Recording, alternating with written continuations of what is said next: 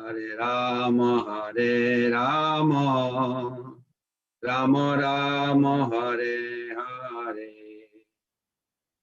Jaya Prabhupada, Jaya Prabhupada, Jaya Prabhupada, Jaya Prabhupada, Jaya Prabhupada, Jaya Prabhupada, Jaya Prabhupada, Jaya Prabhupada.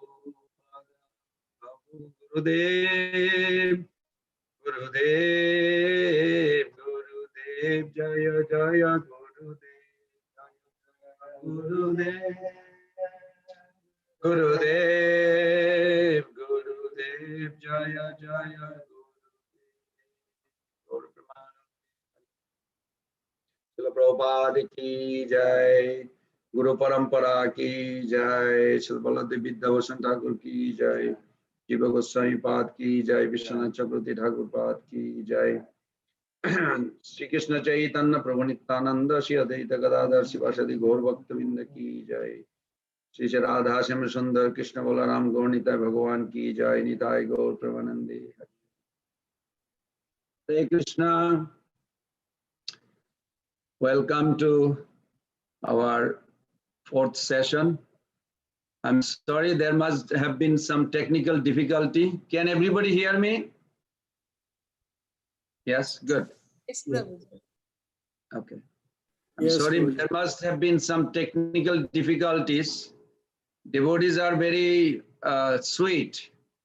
They try their best, but sometimes it is beyond our control. Krishna sometimes tested. He tests our eagerness. He also tests our real inquisitiveness.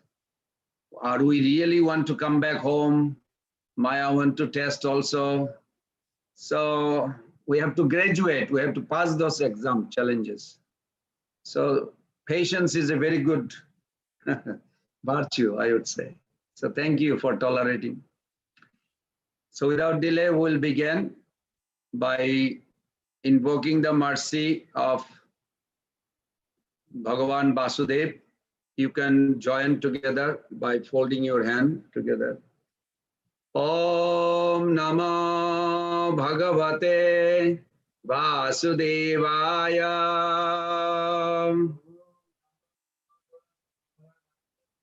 Bhagavate Om Namo Bhagavate Vasudevaya.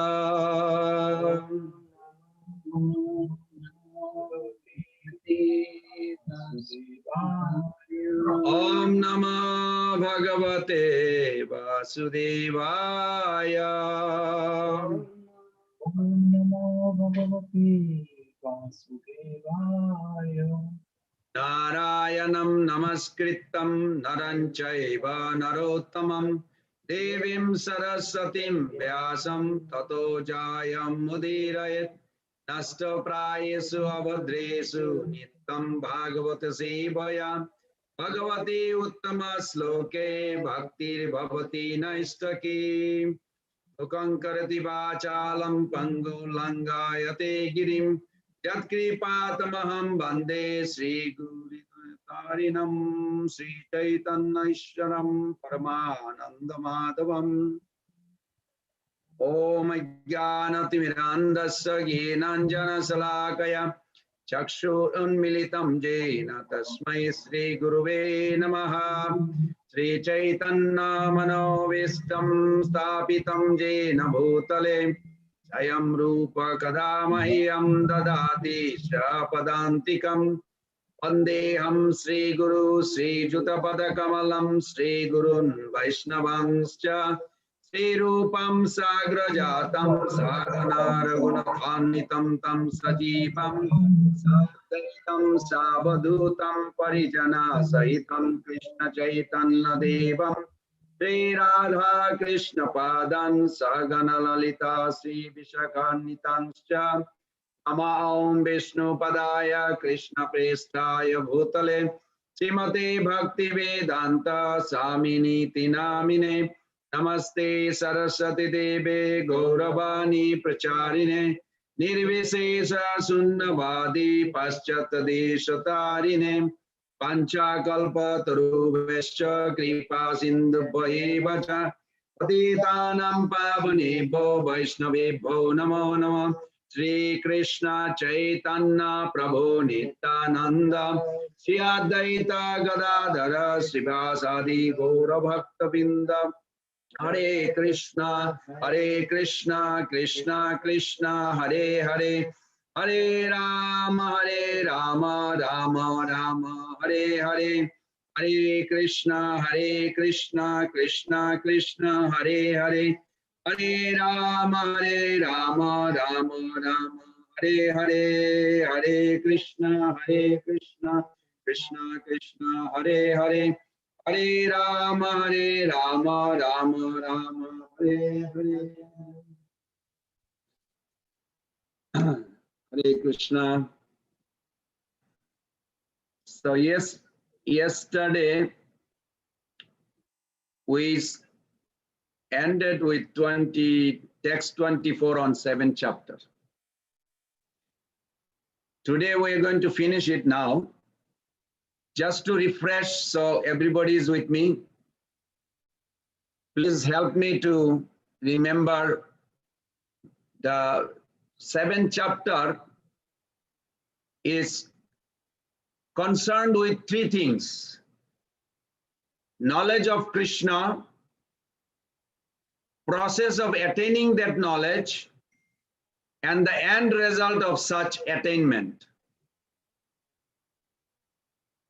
So I hope everybody understood. The 7th chapter, I'm repeating, 7th chapter is concerned with three things: knowledge of Krishna, process of attaining that knowledge, and third is the end result of such an attainment. Now, what is the end result of such attainment? Today we are going to briefly touch, which need to be further explained, which will require to go to next chapter. Arjuna will ask that question. Can you explain little more details? What is the result of such attainment? Then Krishna going to open the new chapter. In beginning, knowledge of Krishna. Now, Bhagavad Gita chapter 1 to 6 mostly dealt with the soul, about you, about the self, lot. Not so much of Krishna, very little, something about Krishna, but not so much. But this chapter, next all the way a few chapters, is all about Krishna. Not so much about us, because about the soul description is more given in beginning chapter. Chapter 2 is like mostly about soul. The soul does not die and like this. So now this chapter, it began, 7th chapter, about Krishna. Knowledge has also three, you can say, function. One is tam padartha gyan. Second is tat padartha gyan. Third is jiva brahma aikya sajujya gyan.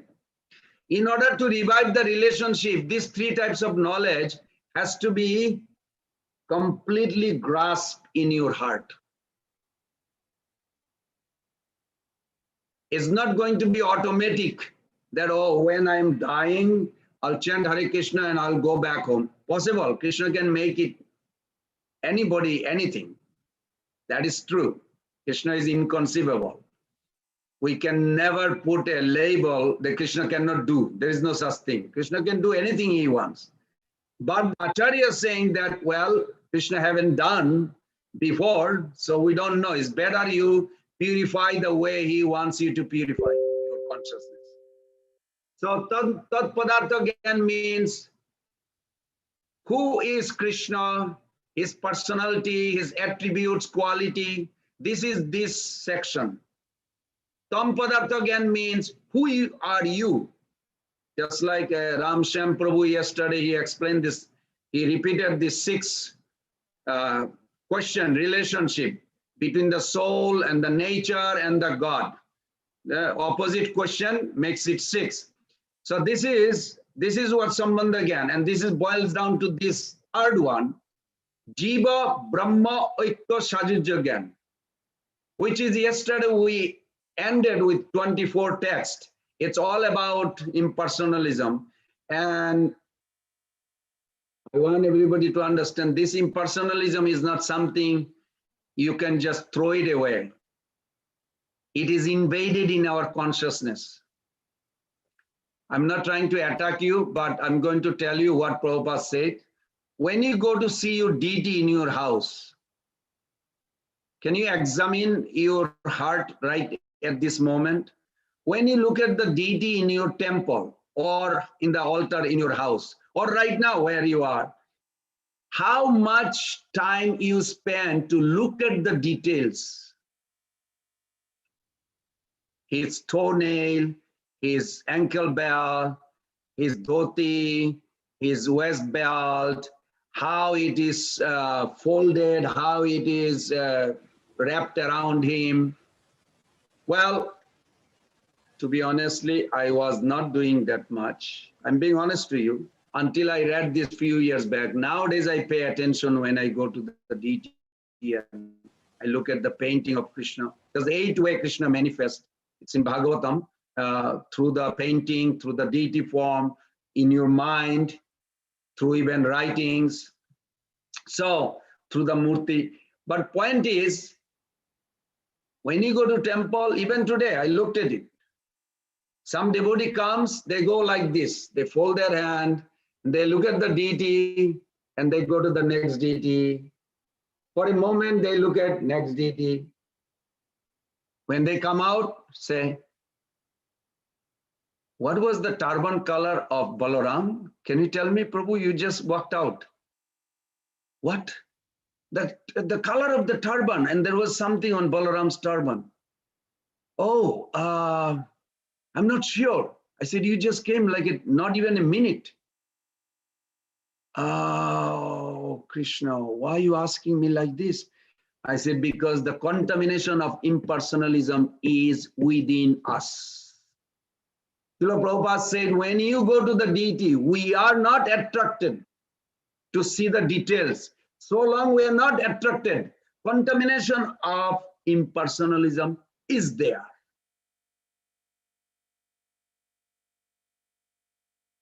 I don't mean to attack you anyhow. I'm sure you all spend probably meditate on their form and the dress and everything.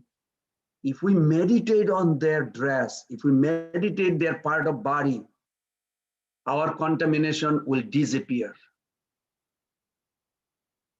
So it is necessary that we spend time with the deities. We look at the deities. Our mind will be fixed. It is reality, practical. I see within me. Sometimes, I don't mean like criticizing or anything. Sometimes we offer flower to Prabhupada, or don't even look at his face so much. It's just there, okay, offer the flower and walk out. Are Baba, if actually Prabhupada was sitting, would you just walk out? Probably not. You would want to talk and look at his eyes.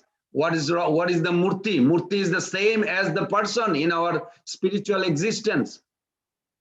How come we don't look at the eyes?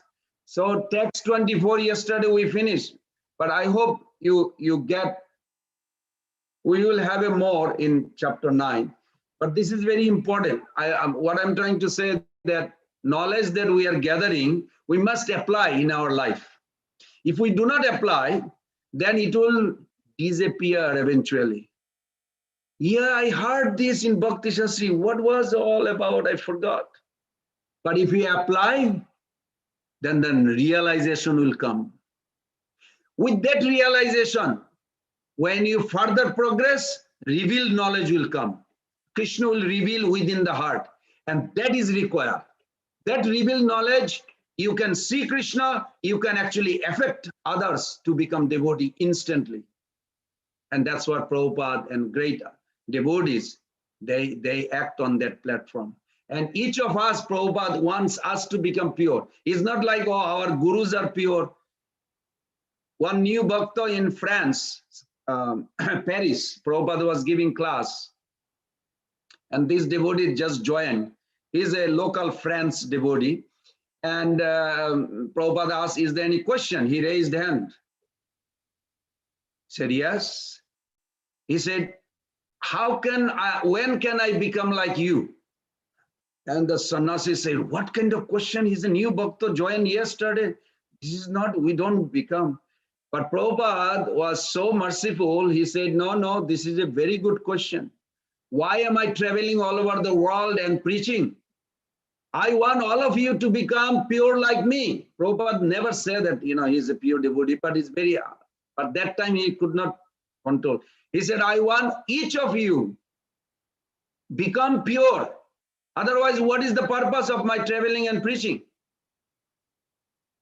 So my dear Prabhus and Matas, Prabhupada, just to please Prabhupada, we should try to become as fast as possible pure devotee. Pure devotee means we see the Lord in our heart. It is necessary. There are 9 symptoms of pure devotee we'll discuss. I think in 9th chapter we'll have. Prabhuji, just now you said impersonalism, but in Sanskrit you were saying what? Jiva? What? What is the full thing you said? Jiva, Brahma, Aika, Sajujya, Jnana. Oh.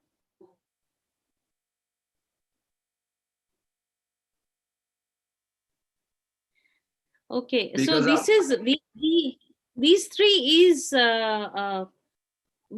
in us, you are saying, right? All these 3 qualities which you are saying.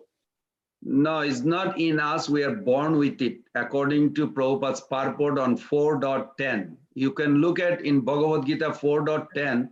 I'm sure you passed that, and I'm sure the speaker probably highlighted on that, or you can highlight on. You go to Bhagavad Gita 4.10. Vitaraga bhaya krudam manmayama asrita bhava jnana tapasa putam bhavam agata. In the middle of the purport, you will see that we are born with. Can you find the 4.10? If you find it, somebody find it, you can read it.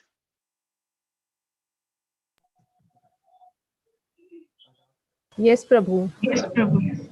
Somebody found it, that line? Yes, Prabhu. Can you read it loud, please, Mata? Prabhu, I'm sorry. I'm not talking about the line. I'm talking about the purpose and the verse. Oh, no, in the On the line, purport. Prabhu. Okay, whoever found the line, please read. Yeah, one has to get rid of all the 3 stages of attachment to the material world. Negligence of spiritual life, fear of a spiritual personal identity, and the conception of void that arises from frustration in life. Very good, thank you. So you see, you are born with 3. One is negligence of spiritual life, means no interest for spiritual life. Be honest. We are not born with like a looking for Krishna. Maybe with the toys, as I remember when I grew up little bigger, child, I wanted to play. That's it, not looking for God, Krishna. Negligence of spiritual life. Second is Mayavadism. Third is Buddhism or Nirvishesh Voidism. These are contaminated in our consciousness. Sometimes we want to feel like, oh, enough chanting, dancing. Let me just go and sleep for a while, lock the door, nobody should know.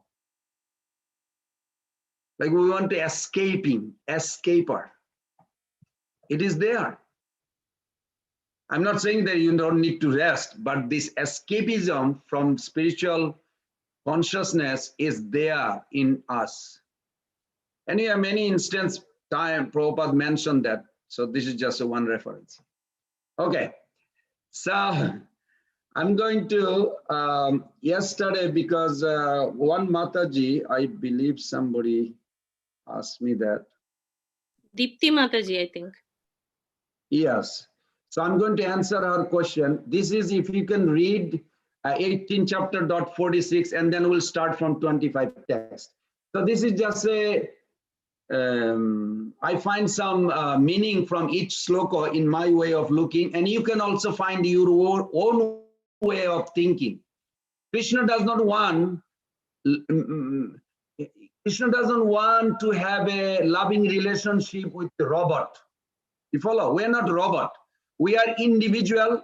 Individually, we have our own relationship with Krishna. This is the beauty. Krishna likes this variety. So everybody try to find your own way to attract Krishna, but make sure it is aligned with devotional principle. That's all. Don't give up individuality. We don't have to like be a duplicate. Krishna doesn't want duplicate. He doesn't want robot. He wants individual. As we reciprocate, you have your own way of understanding. I have my own way. Bamandev has his own way of understanding. Everybody has their own way of understanding Krishna, and Krishna loves this. So, chapter 18, 46. It's one of the verse I love. It says, "Jata pravriti bhutanam jena sarvam idam tatam sakarmanatam abbachraya siddhim bindati manava." Srila Prabhupada translates, by worship of the Lord, who is the source of all beings and who is all pervading, man can, in the performance of his own duty, attain perfection. So I was reading different commentary, first Prabhupada's commentary. So I came like this, that why spiritual isn't, one devotee was helping me also to understand more deeper, because Jiva Goswami Pad sometimes very nice give comment. Vishwanath Chakravarti Thakur, Prabhupada loves his commentary also. Baladev Vidyabhushan Thakur gave a commentary, and Prabhupada actually offered his Bhagavad Gita. If you look at Bhagavad Gita in the beginning, Prabhupada offered the Bhagavad Gita to who? Baladev Vidyabhushan, because he followed Baladev Vidyabhushan's style. And if you look at it, so details in Baladev Vidyabhushan. We already have in English edition now. In Veda base, you can literally see it. So I understood what I understood, that I'm going to share with you, that I said that how you can love God in the world, you can love God through the world, and you can love God with the world. So some people think, maybe yourself sometimes thought, or you hear somebody thinking like this, they think that jumping over the world with all its problem and complication is the way to reach Krishna. Because this world has so much problem, Prabhu, I can't deal it anymore. I just want to just jump and just go to spiritual, that's it. Yes. Spiritualists don't want to get caught in this broken world. That is true. And if we wish, if we rush into the world to impulsively enjoy its pleasure, because you'll see, I'm always begging all of you, do not judge people, but you'll see some people, when they look at the world, they could be next seat sitting with you. They romanticize the world. They literally romanticize. Wow, beautiful house, beautiful person, beautiful this, beautiful that. That's okay. That's Krishna's energy you should glorify. But why are you saying all this beautiful, Prabhu? Well, I want to enjoy those. Oh, that is the problem. But don't tell that person, but that's how they romanticize. It seems like they're glorifying Krishna's nature. But they're not glorifying Krishna's nature. They are glorifying their own desire to enjoy. This is one group. Another group is they demonize the world. Sometimes some devotee can be in that. I just hate this family relation. I just have a horrible divorce. I don't like anything in this. I just want to get out. I want to just go to Krishna and forget everything. They demonize the world. Mothers and Prabhus, do not demonize the world. Do not romanticize the world. See the world as Krishna's world and engage it. So I'll give a little clue about this. If we rush into the world to impulsively enjoy its pleasure, or to presumptuously fix things on our own, we get entangled. Do you agree? You'll see yes. I'm just telling on behalf of you. Still, God is not entirely separate from the world. You have to remember this. And this is the chapter we are also understood. We need to love him in the world. So first point is love God, love Krishna in the world. The world comes from Krishna.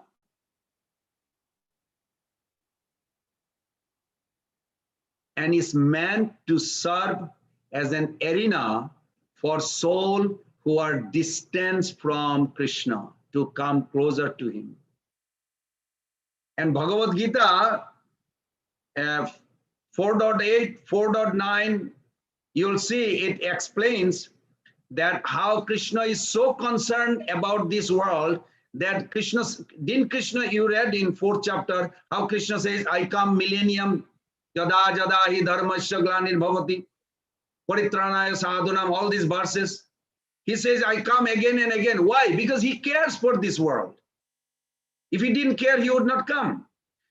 So he wants his devotees to assist. But then Krishna comes. But how he's going to preach Krishna consciousness? Through us. I hope everybody getting it. Through us. Krishna wants us to assist him, to help him in his mission. I just read Chaitanya Charitamrita chapter, Adilila chapter 10, chapter 8, chapter 9, both, where Mahaprabhu explained that I have brought this Krishna Prem, but how can I distribute alone? And how can I reach everybody? He wants us to come and help Mahaprabhu to distribute this. So try to see from that angle. We want to please Krishna. Why not?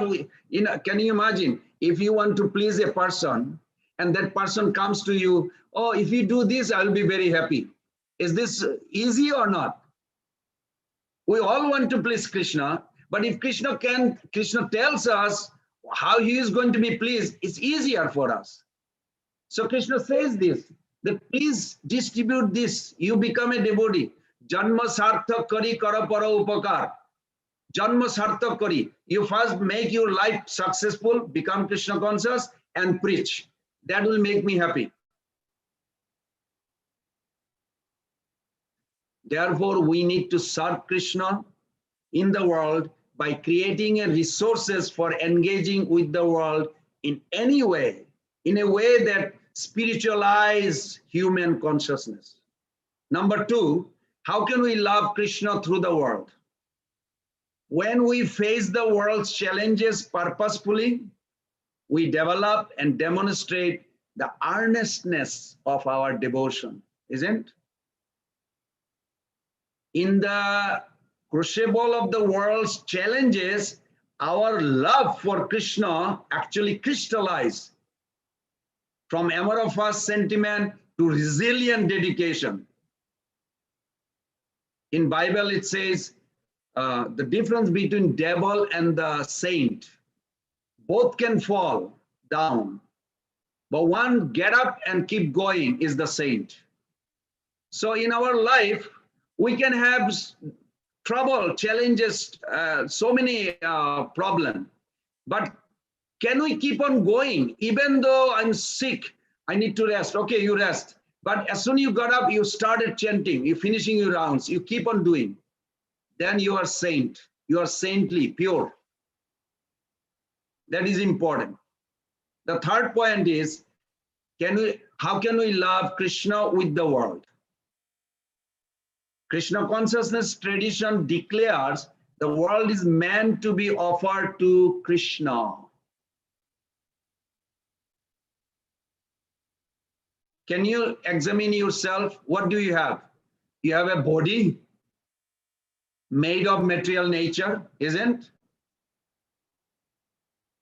You don't see your spiritual body. You have a material body. Offer it, engage it. Okay, Prabhu, how are you going to engage? Well, you got the apple, banana, all these things you can cook. But these are also product of material. So offer them Krishna with the material. This is very important. This means that we work in a mood of worship. That's all. Using our best talent and resources for his purpose, for his service. In returning what is God, what is Krishna's, to Krishna. Recently we had a Christmas in December. We talked about how Jesus says, give what belongs to Caesar, give Caesar things Caesar. What belongs to God, you give God. It's a similar principle in Bhagavad Gita we just learned. This soul belongs to Krishna. Let the soul offer to Krishna, come to Krishna. This world belongs to Krishna. Offer the world to Krishna. That's all we can do. Whatever you have within. Of course, we have to be very realistic. There's one devotee, he went in front of a big public grocery store, a giant, and he took his Brahman thread. I don't know if you ever experienced like this. I was there. And he put the Brahman thread and he's offering the whole shop from outside to Krishna. So then one devotee told us a very nice story. He said another devotee did the same thing and he told to Prabhupada, I offered the whole grocery store to Krishna. Prabhupada said, oh, I didn't know that you own the grocery store. So no, Prabhupada, I don't own. He said, you cannot offer something you don't own. Everybody understood? Krishna is interested what you have. Krishna is not interested for this wealth, material wealth. Krishna is interested, you have a $5, offer the $5.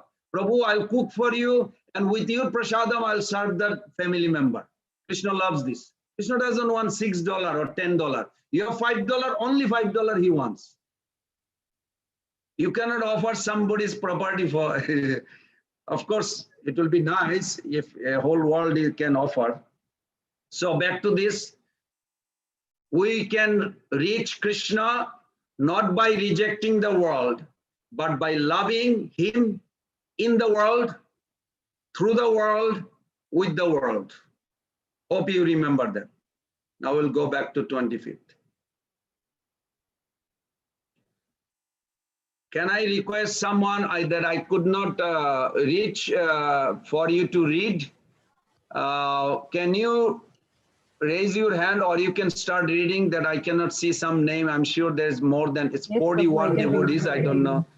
I called everybody, probably not. So those who did not read or could not read, please start reading from text 25.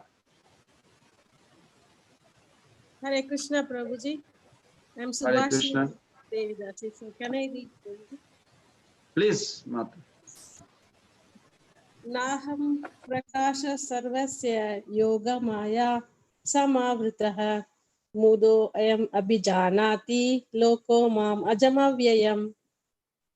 Translation and purport by His Divine Grace, A.C. Bhaktivedanta Swami Srila Prabhupada ki jai. Yeah. I am never manifest to the foolish and unintelligent. For them, I am covered by my internal potency, and therefore they do not know that I am unborn and infallible.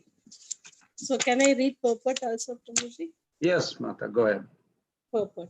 It may be argued that since Krishna was visible to everyone when he was present on this earth, then how can it be said that he is not manifest to everyone? But actually, he was not manifest to everyone. When Krishna was present, there were only a few people who could understand him to be the Supreme Personality of Godhead. In the assembly of Kurus, when Shishupal spoke against Krishna's being elected president of the assembly, Bhishma supported him and proclaimed him to be the Supreme Lord. Similarly, the Pandavas and a few others knew that he was the Supreme, but not everyone. He was not revealed to the non-devotees and the common man. Therefore, in the Bhagavad Gita, Krishna says that, but for his pure devotees, all men consider him to be like themselves. He was manifest only to his devotees as the reservoir of all pleasure, but to others, to unintelligent non-devotees, he was covered by his internal potency. In the prayers of Kunti in the Srimad Bhagavatam 1.8.19, it is said that the Lord is covered by the curtain of Yogamaya, and thus ordinary people cannot understand him. This Yogamaya curtain is also confirmed in Isha Upanishad Mantra 15, in which the devotee prays, Kiranmayena Patrena Satsya Fitam Mukam Tattvam Pushan Apavrinu Satya Dharmaya Drishtaye. Satya Dharmaya Drishtaye. O my Lord, you are the maintainer of the entire universe, and devotional service to you is the highest religious principle. Therefore, I pray that you will also maintain me. Your transcendental form is covered by the Yoga Maya. The Brahmajyoti is the covering of the internal potency. May you kindly remove this glowing effulgence that impedes my seeing. Your Sachidananda Vigraha, remove this glowing effulgence that impedes my seeing your Sachidananda Vigraha, your eternal form of bliss and knowledge. The Supreme Personality of Godhead, in his transcendental form of bliss and knowledge, is covered by the internal potency of the Brahma Jyoti, and the less intelligent impersonalist cannot see the Supreme on this account. Also in the Srimad Bhagavatam 10.14.7, there is this prayer by Brahma, O Supreme Personality of Godhead, O Super Soul, O Master of all mystery, who can calculate your potency and pastimes in this world? You are always expanding your internal potency, and therefore no one can understand you. Learned scientists and learned scholars can examine the atomic constitution of the material world or even the planets, but still they are unable to calculate your energy and potency, although you are present before them. The Supreme Personality of Godhead, Lord Krishna, is not only unborn, but also avyaya, inexhaustible. His eternal form is bliss and knowledge, and his energies are all inexhaustible. Thank you, Prabhupada. Very good. Thank you, Mata. Next person, next Hare devotee. Krishna, Prabhu. This is Saroja Yes, Nandini ma'am. Devi. Please go ahead. Okay. Vedaham samatitani vartamanani cha Arjuna bhavishyani cha bhutani mam tu vedana kaschana. Translation. O Arjuna, as the Supreme Personality of Godhead, I know everything that has happened in the past, all that is happening in the present, and all things that are yet to come. I also know all living entities, but me no one knows. Purport. Here, the question of personality and impersonality is clearly stated. If Krishna, the form of the Supreme Personality of Godhead, were Maya, material as the impersonalists consider him to be, then, like the living entity, he would change his body and forget everything about his past life. Anyone with a material body cannot remember his past life, nor can he foretell his future life, nor can he predict what will happen in his present life. Therefore, he cannot know the events of past, present, and future. Unless one is liberated from material contamination, he cannot know past, present, and future. Unlike the ordinary human being, Lord Krishna clearly says that he completely knows what happened in the past, what is happening in the present, and what will happen in the future. In the 4th chapter, we have seen that Lord Krishna remembers instructing Vivaswan, the sun god, millions of years ago. Krishna knows every living entity because he is situated in every living being's heart as the Supersoul. But despite his presence in every living entity as Supersoul and his presence as the Supreme Personality of Godhead, the less intelligent, even if able to realize the impersonal Brahman, cannot realize Sri Krishna as the Supreme Person. Certainly, the transcendental body of Sri Krishna is not perishable. He is just like the sun, and Maya is like a cloud. In the material world, we can see that there is the sun and that there are clouds and different stars and planets. The clouds may cover all these in the sky temporarily, but this covering is only apparent to our limited vision. The sun, moon, and stars are not actually covered. Similarly, Maya cannot cover the Supreme Lord. By his internal potency, he is not manifest to the less intelligent class of men. As it is stated in the 3rd verse of this chapter, out of millions and millions of men, some try to become perfect in this human form of life, and out of thousands and thousands of such perfected men, hardly one can understand what Lord Krishna is. Even if one is perfected by realization of impersonal Brahman or localized Paramatma, he cannot possibly understand the Supreme Personality of Godhead, Sri Krishna, without being in Krishna consciousness. Very good. Mother Saroja Nandini Devidas, you just read. Can you summarize the whole purport without looking at it? What are you taking from this purport? You just read it so nicely. Yeah, so Krishna knows all, everybody's past, present, and future, even including his own past, present, and future. But every other living being does not know. And one can understand Krishna only by being in Krishna consciousness. One cannot understand Krishna by any other means. Very Those good. two are the main points. Very nice. So let me ask you a question. Is it okay if I ask you a question? Yes, Prabhu. Okay. If Krishna knows past, present, and future, Okay. if he knows past, present, and future of Mother Joshoda, or say Shubal, a coward boy, then what is the need, or what is the speciality of Shubal?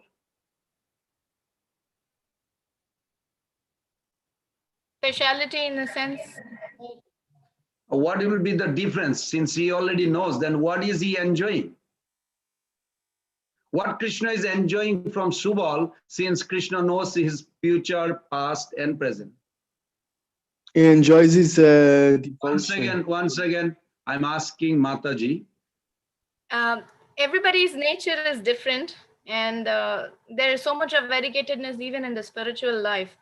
So he is enjoying the different natures and the different everybody's reciprocation and everybody's love for him, and that he basically enjoys everybody's individual reciprocation with him.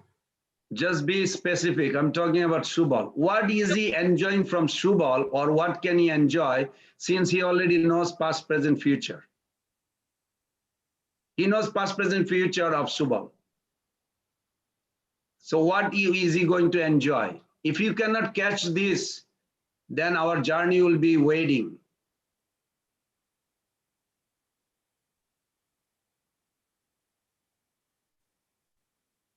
Okay, you can think. Okay, go ahead. Would you like to think sometime? Somebody else wants to answer. I see the hand raised. Yes, Prabhu. I would. Okay, Mother Aditi Lata Devidasi, please go ahead. Prabhuji, Krishna is Bhavagrahi Janardhan. So he is only tasting the bhav of the person. So that is what he relishes. Good. It has to be understood. Please remember this. You can read in Krishna book, Prabhupada wrote about Rukmini's discussion with Krishna and commentary of Sanatana Goswami, and Rupa Goswami Pad Nectar of Devotion is based on this, that Krishna knows past, future, and present, but he does not know the feeling the devotee holds for him. This is what he's hankering for. He wants to taste it. And Krishna reciprocate, makes devotee happy. Krishna knows past, present, future, but he does not know the feeling that we have, the love that we have.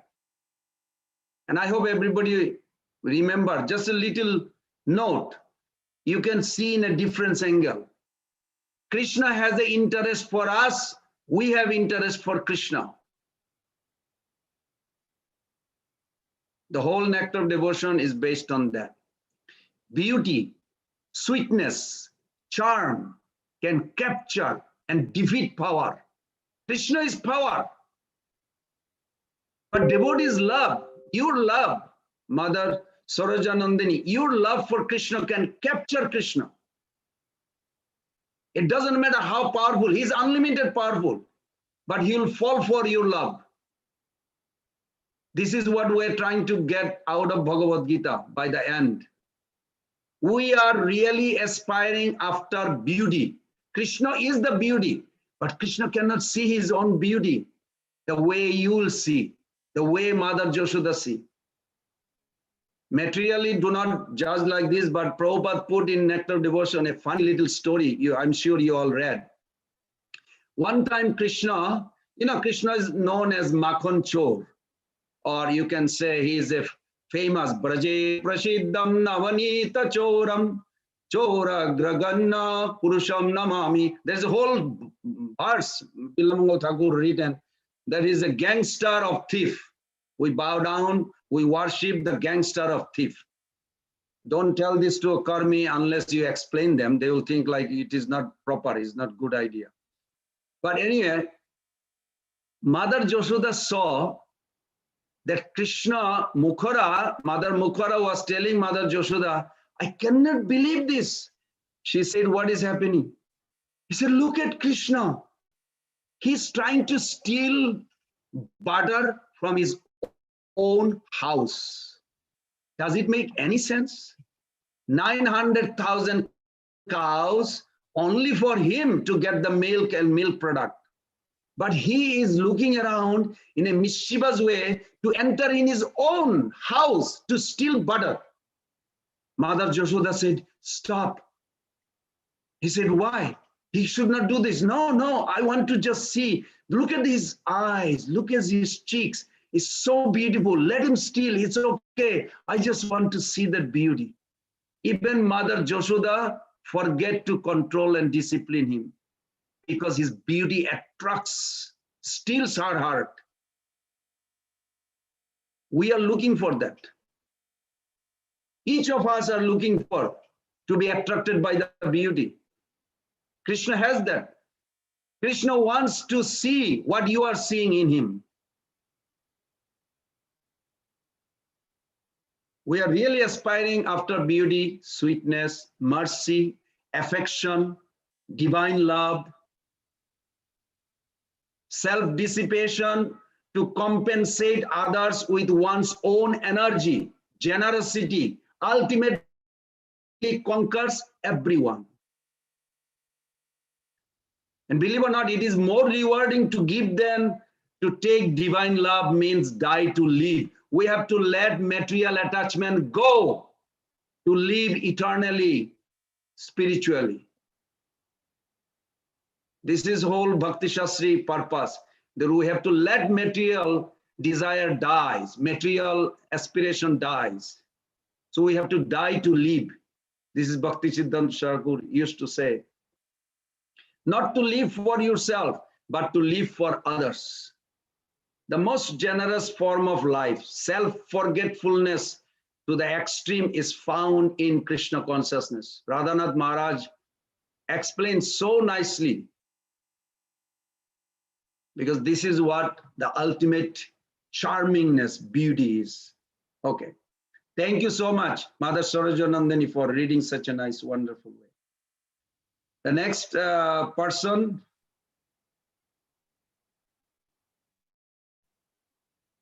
We are going on 27.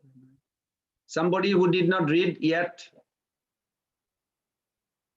Yes, Mr. Pradhan, Prabhu. Okay. Hare Krishna, Prabhuji. Hare Krishna. Please go ahead. 27. Ichha dasa sammutana Dvanda mohita bharata sarva bhutani samohum sargajanti parantapa. Now the translation. O Sian of Bharata, O conqueror of the foe, all living entities are born into delusion, bewildered by dualities arisen from the despair and hate. Now the purport by Srila Prabhupada. The real constitutional position of the living entity is that of subordination to the Supreme Lord, who is pure knowledge.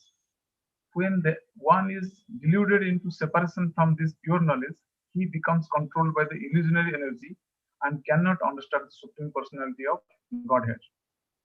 The illusory energy is manifested in the duality of desire and hate. Due to desire and hate, the ignorant person wants to become one with the Supreme Lord and envies Krishna as the Supreme Personality of Godhead. Pure devotees who are not deluded or contaminated by desire and hate can understand that Lord Krishna appears by his internal potencies, but those who are deluded by duality and nescience think that the Supreme Personality of Godhead is created by material energies. This is their misfortune. Such deluded persons symptomatically dwell in dualities of dishonor and honor, misery and happiness, woman and man, good and bad, pleasure and pain, etc., thinking, this is my wife, this is my house, I am the master of this house, I am the husband of this wife. These are the dualities of delusion. Those who are so deluded by dualities are completely foolish and therefore cannot understand the Supreme Personality of Godhead. Very good. Thank you, Prabhu. Welcome. So we'll go to the next verse. Is very important. Whoever did not read, you please be ready. But I'm going to tell something. I made a little note there other day. Sometime I'm reflecting on my life also. Sometime we cannot know what the future holds. You know, we sometimes imagine, like, I wonder in 2 years I'll become pure devotee, or in 2 years I will have a darshan of Krishna, or something, you know, like we always aspire, and so it's a natural. We may not know what the future holds, but in this chapter and 9th chapter, we can learn to know who holds the future. Remember this, it's very important. We may not know what the future holds, but we do know who holds the future. And you must look for that personality we are discovering now. We dream of a bright future, whether daydream or night dream, but also dread a dark future. What if we lose our job, health, or loved one? We experience that. Given that our emotional energy is substantially consumed in wondering what the future holds. Trying to know it is a big business, be it through meteorology, futurology, or astrology, because we have this morning we met 2 astrologers, Prabhupada's disciples, very nice devotees. Whatever the merits of these ways of prediction, the fact remains that we cannot know for sure what the future holds for us. This uncertainty can be petrifying and paralyzing sometimes.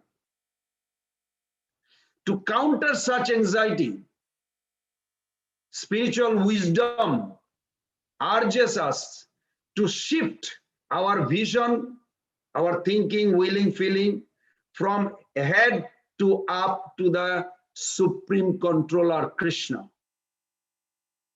And this is what we just read, 7.26. If you look at that verse we just read, very nice, so confidential, that Krishna says he knows past, present, future. So if you know Krishna, do you know your future? Yes. Because Krishna knows your future. So if you know Krishna, if you have a relationship with Krishna, you don't have to worry for future. Because future in his hand, not in my hand. This is very nice. When we study Bhagavad Gita like this we are doing, we come to know that Supreme Being, he cares for us and he holds my future, your future, everybody's future. He orchestrates, Krishna orchestrates everything for our ultimate well-being, our spiritual evolution towards life and love eternal. So to evolve this, we need to serve him lovingly. This is the key point. And thereby living in harmony with our core nature as soul, as his eternal parts. Just like Prabhupada went for a morning walk and he was coming back to temple in Mauritius, but he did not go to the temple. He sat down under a big tree and he said, let's have a class now. And in the class, it was a beautiful class, and what's his name? He just passed away in Wellstone. Bhakti Charu Maharaj. No. I don't think you met him. He's a Prabhupada Sannyasi. Chaban Muni Maharaj. Prabhupada gave him sannyas. He's an American body, but he was in Mauritius and he just passed away. So anyway, he told me the story where we used to go preach in the university together. Maharaj was very nice to me. Anyway, so he told this story that Prabhupada sat down under the tree and Prabhupada asked the question, Guru comes to take you back home, back to Godhead. So that's Guru's duty. What is the duty of a disciple?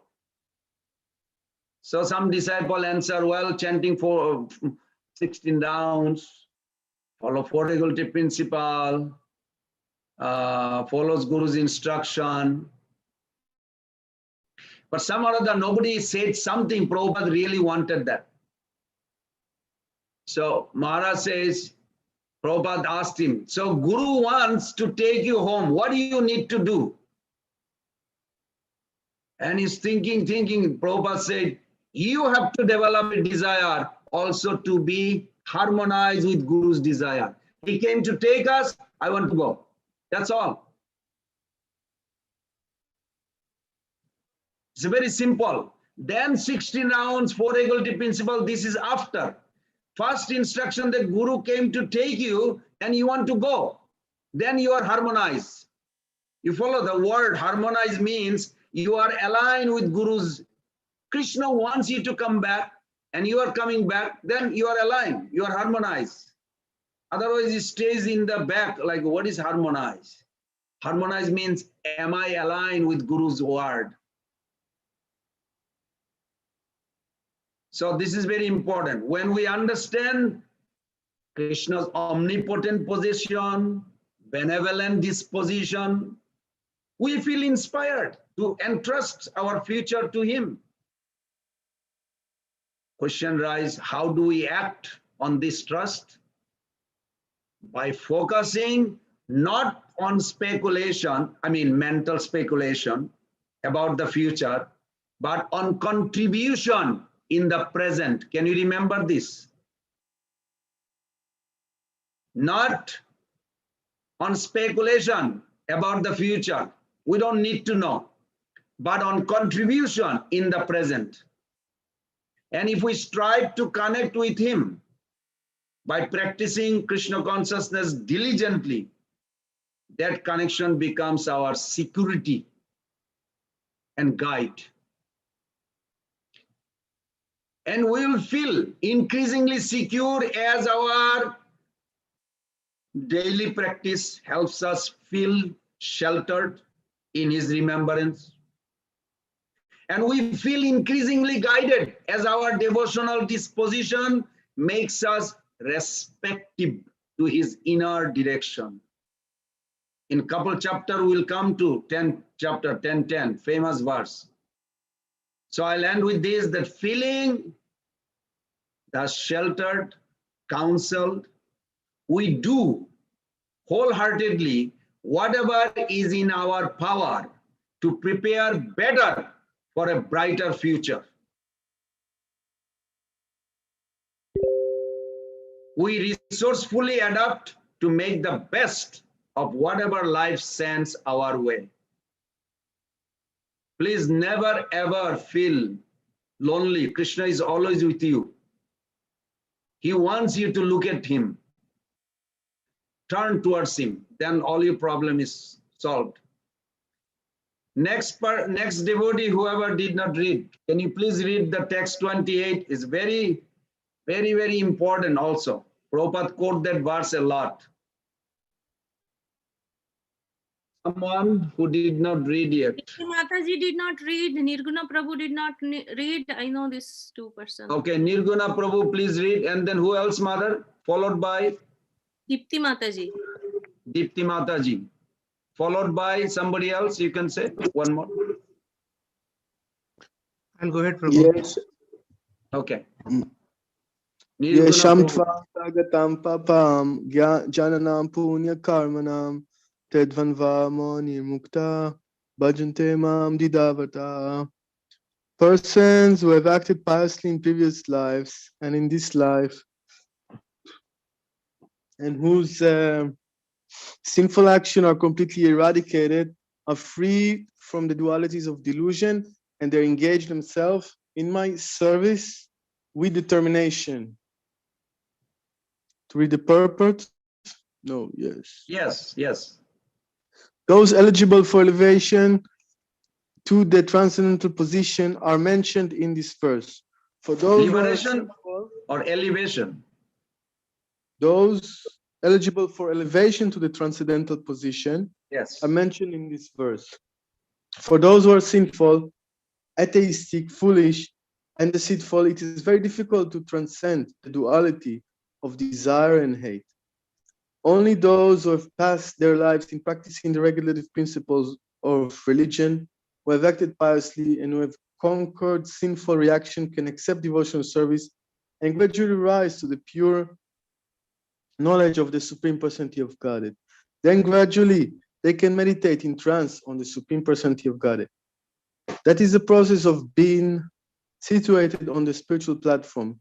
This elevation is possible in Krishna consciousness in the association of pure devotees. For in the association of great devotees, one can be delivered from delusion. It is stated in Srimad Bhagavatam 5.5.2 that if one actually wants to be liberated, he must render service to the devotees. Mahat sevam dvaram ahur vimukte. But one who associates with materialistic people is on the path leading to the darkest region of existence. Tamod varam yoshitam sanghi sangam. All the devotees of the Lord traverse this earth just to recover the conditioned souls from their delusion. The impersonalists do not know that forgetting their constitutional position as subordinate to the Supreme Lord is the greatest violation of God's law.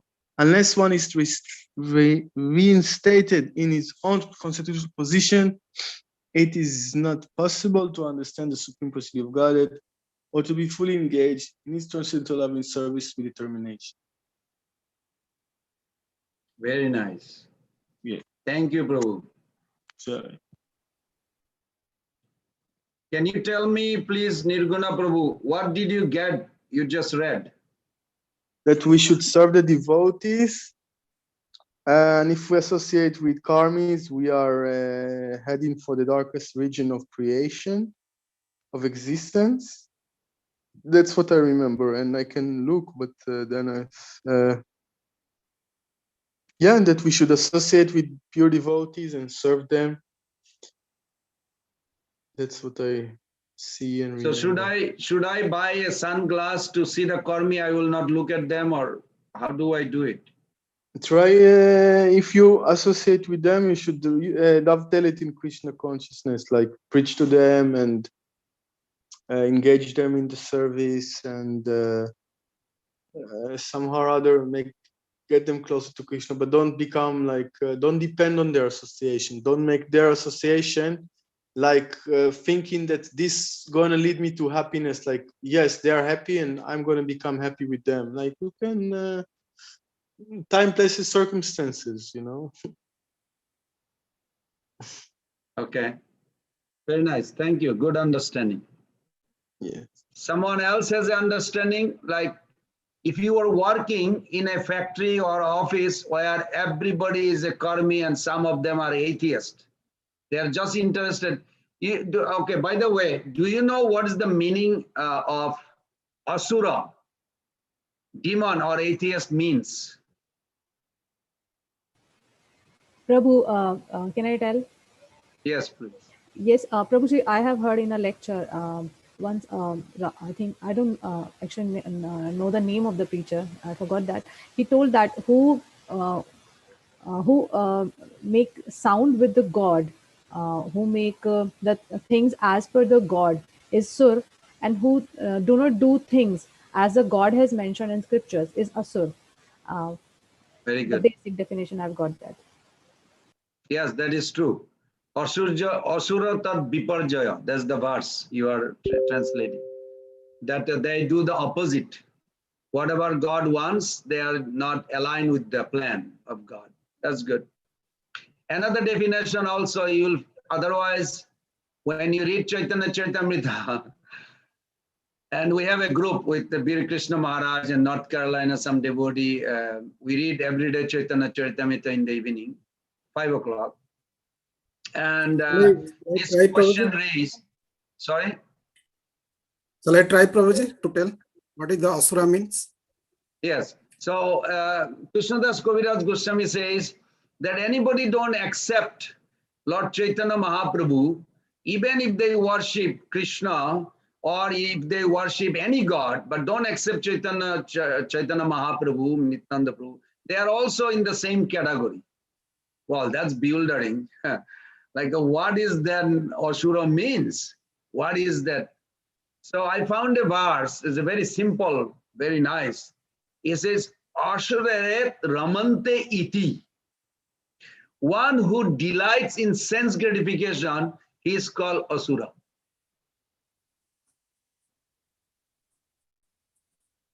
Now you may say, well, all of us are some or other, sometime we do delight, if we are honest. And speaking honestly, yes, we do. Then those mentality is there. And we have to eventually make spiritualize our existence completely. That everything we do for the pleasure of Krishna. When I go to sleep, I learned from Vishwanath Chakravarti Thakur's Gurvastakam purport. When you go to sleep, you say, my Lord, I got this material body, need to be rested. Otherwise, I won't be able to serve you. For your pleasure, I'm giving the rest to this body. And with this sattvic mood, you go to sleep, you will not have a bad dream. You will have a wonderful Krishna dream or good sleep, either way. It's not what we eat only, what we eat through the ear, not only with the tongue, through the eye, what we see, what we hear, those are all culminates in the dream. So when you go to bathroom, it's like how bathroom going to toilet is Krishna consciousness? Yes. If I don't go to toilet, I got this body, I don't have a way to. Narad Muni explained this to his disciple, who is a snake. He said, everybody torturing me because I want to be non-violence. Then Narad Muni says, you can be non-violence. You don't have to bite them, but you can raise your hood and scare them if they come to attack you. So we can use that logic Narad Muni is giving, that when we go to toilet, if our body is not clean, if it has a pressure and it smells bad, if we don't take shower, then it's not going to please the devotees or the deity service. So to bathe properly, to use the toilet, these are all Krishna consciousness. You have to link everything, how you pleasing, even going to school. There's a whole bunch of children, second generation in New Orleans. They go to college and they go to, and I spoke to them because I'm involved also that community sometime. And I spoke to them and I literally explained that how we are using Krishna's energy in relation to please him, offer him back, everything back to Krishna. So going to college also require is a connection developed, how it is going to please Krishna. I'm going to get a job. Okay, that job is connected with Krishna. Bhaktivinoda Thakur says, Amara Are kichu nai, tumi amar matra pita bandhu bhai. Bandhu dara suta suta tabo dasi das. Seita sambandhe sabe amara prayas. Bhaktivinoda Thakur is demonstrating his own life. He says, I do not have anything on my own. Your maid servant, your servant, you have given me to take care of them as my family, but they belong to you. This is your family. This is your house. I will go outside, work hard to pay off the bill. I'll guard the family because this is your family. Try to offer like this. This is surrender. This is surrender. Make your home Krishna's home. Even you talking to a friend, it is Krishna related. Not like when you go to immigration, I was inquiring, when Prabhupada came to immigration in New York, did he say, I'm a servant of Krishna? What is your name, sir? Servant of Krishna? No.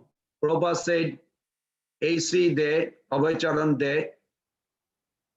Just like Bhakti Charu Maharaj, his legal name, I can tell you right now, is Kishore, because I traveled with him from here to Italy and came back. When we came to the immigration, he did not say, I'm a Bhakti Charu Swami. No, his name was not Bhakti Charu Swami in a legal terms. His name was Kishore Das. So he told the immigration officer, Kishore Das. Okay, then he pass. Next, he look at the visa and go. Now, if you are fanatic, you'll say, I am Bhakti Charu Swami, but the passport does not say that. So we have to be relevant, how Krishna's Maya, Krishna's internal energy, Krishna's external energy, how to deal according to their needs. And this is all Krishna's energy. So Krishna's material energy needs the bodily identity. Then you give bodily identity. So like that. Everybody understood, right? Practically, you can link everything in your life for pleasure of Krishna. Everything. There's nothing you can avoid. Everything is connected with either Krishna's internal energy or external energy. You remember in the first day I said, we are product of our own decision. Please write it down and you must remember that. I am a product of my own decision. So you decide, you want to be under internal potency or external potency. Arjun was under external potency, bewildered him. Then he came to internal potency, he was thrilled. He was happy. Prabhuji, yes. In Chaitanya Bhagavat, we see that Chaitanya Mahaprabhu was saying, Srivas Thakur was saying that I don't want to go out of house to maintain my family also. Whatever comes to my door, that is what I will accept, which Chaitanya Mahaprabhu actually approved. So there are cases which we see the elevated devotees, of course, we can't be like that, but I'm saying that there are people who also have this, many pure devotees who also have this tendency that we do not want to go for modern education, higher education. We just want to have limit ourselves.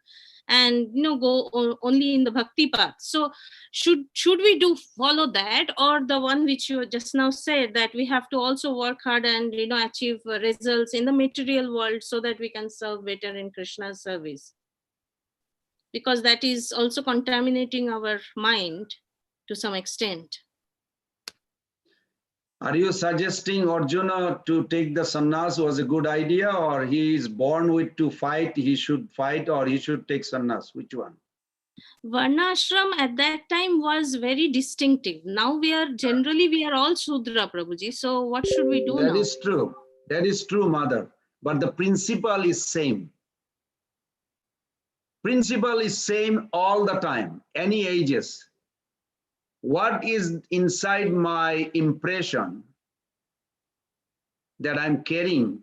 You remember one class we discussed, Praktan Sanskar, that we are carrying for life after life. We should not escape from it.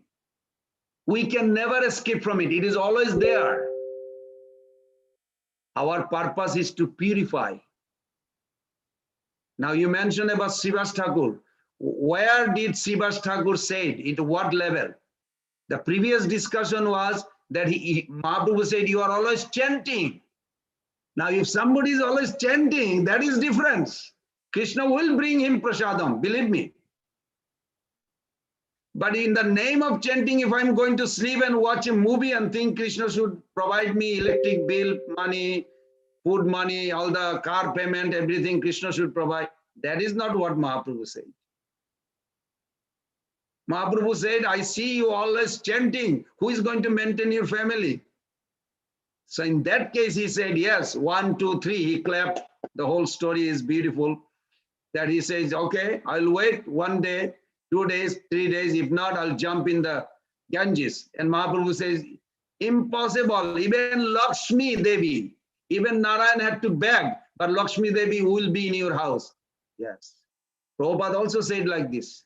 Prabhupada said, if somebody chants in Mayapur, he said, if somebody is chanting all the time, they should be given prasadam free. No need any other service, if somebody is like that. But I haven't seen, mother. Maybe there are, I haven't seen. If somebody does, I will arrange the money from here and send him to take care. So according to our position where we are, Krishna will. But if I am really like bothering within me, I want to work with this design, then I should go to architect engineering and then get, there's one Mataji doing this, 22 years mother, very nice. She's a wonderful mother and she is becoming a good architect, and in future she can utilize this for Krishna consciousness. Whatever propensity we are born with, 18.60. Sorry, 18.60. Sabhavajena kunteya nibaddasena karmana kartum nechasi janmahat karishyasi avasapitat. I remember that verse because Prabhupada mentioned in one lecture that what you were born with, you cannot give up. Utilize it. Utility is the principle. I hope that clears. Is that okay? Yes, Prabhuji. Thank you very much. Thank you. So now we are going 29 and 32 words, which is actually bringing us to the next chapter. Did everybody get the, who did we send? Everybody got a little chart I sent. 2 days back, right? That we got. You got it? I don't see.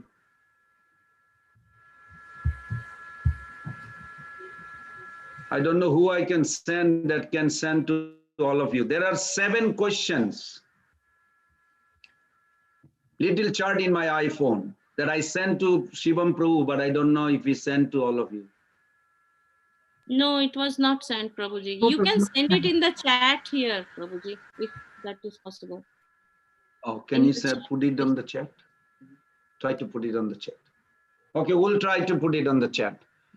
So this is the 7th question, but actually 6th question. And Okay, whoever did not read, please be ready to read. And I'm going to give you these 6.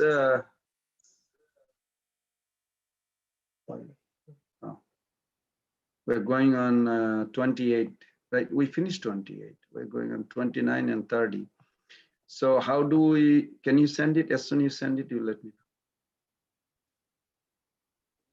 know.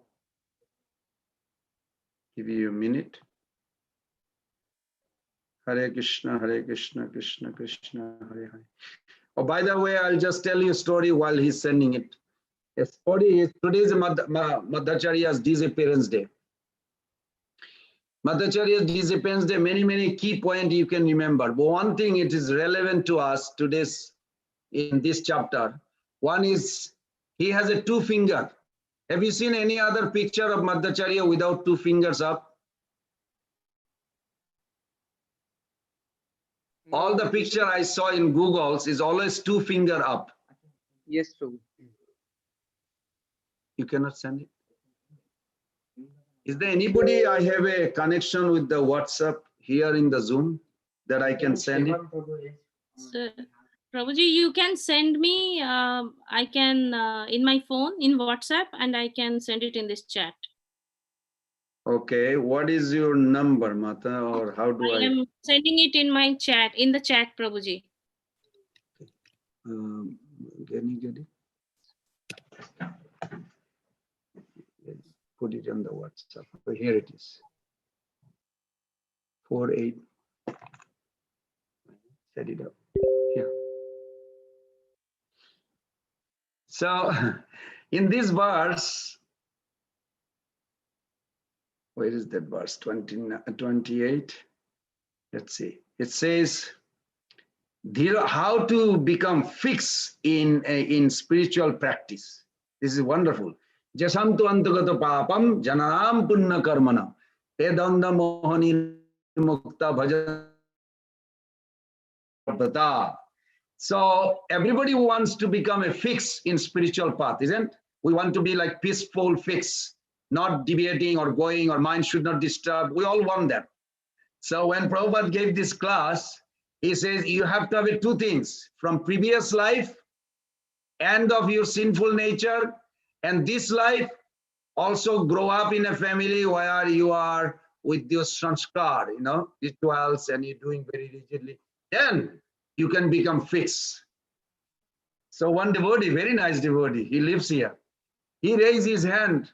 Prabhupada, I don't know my last life, but this life, when I was in the womb, my mother used to eat beef, and I grew up eating beef until I met you.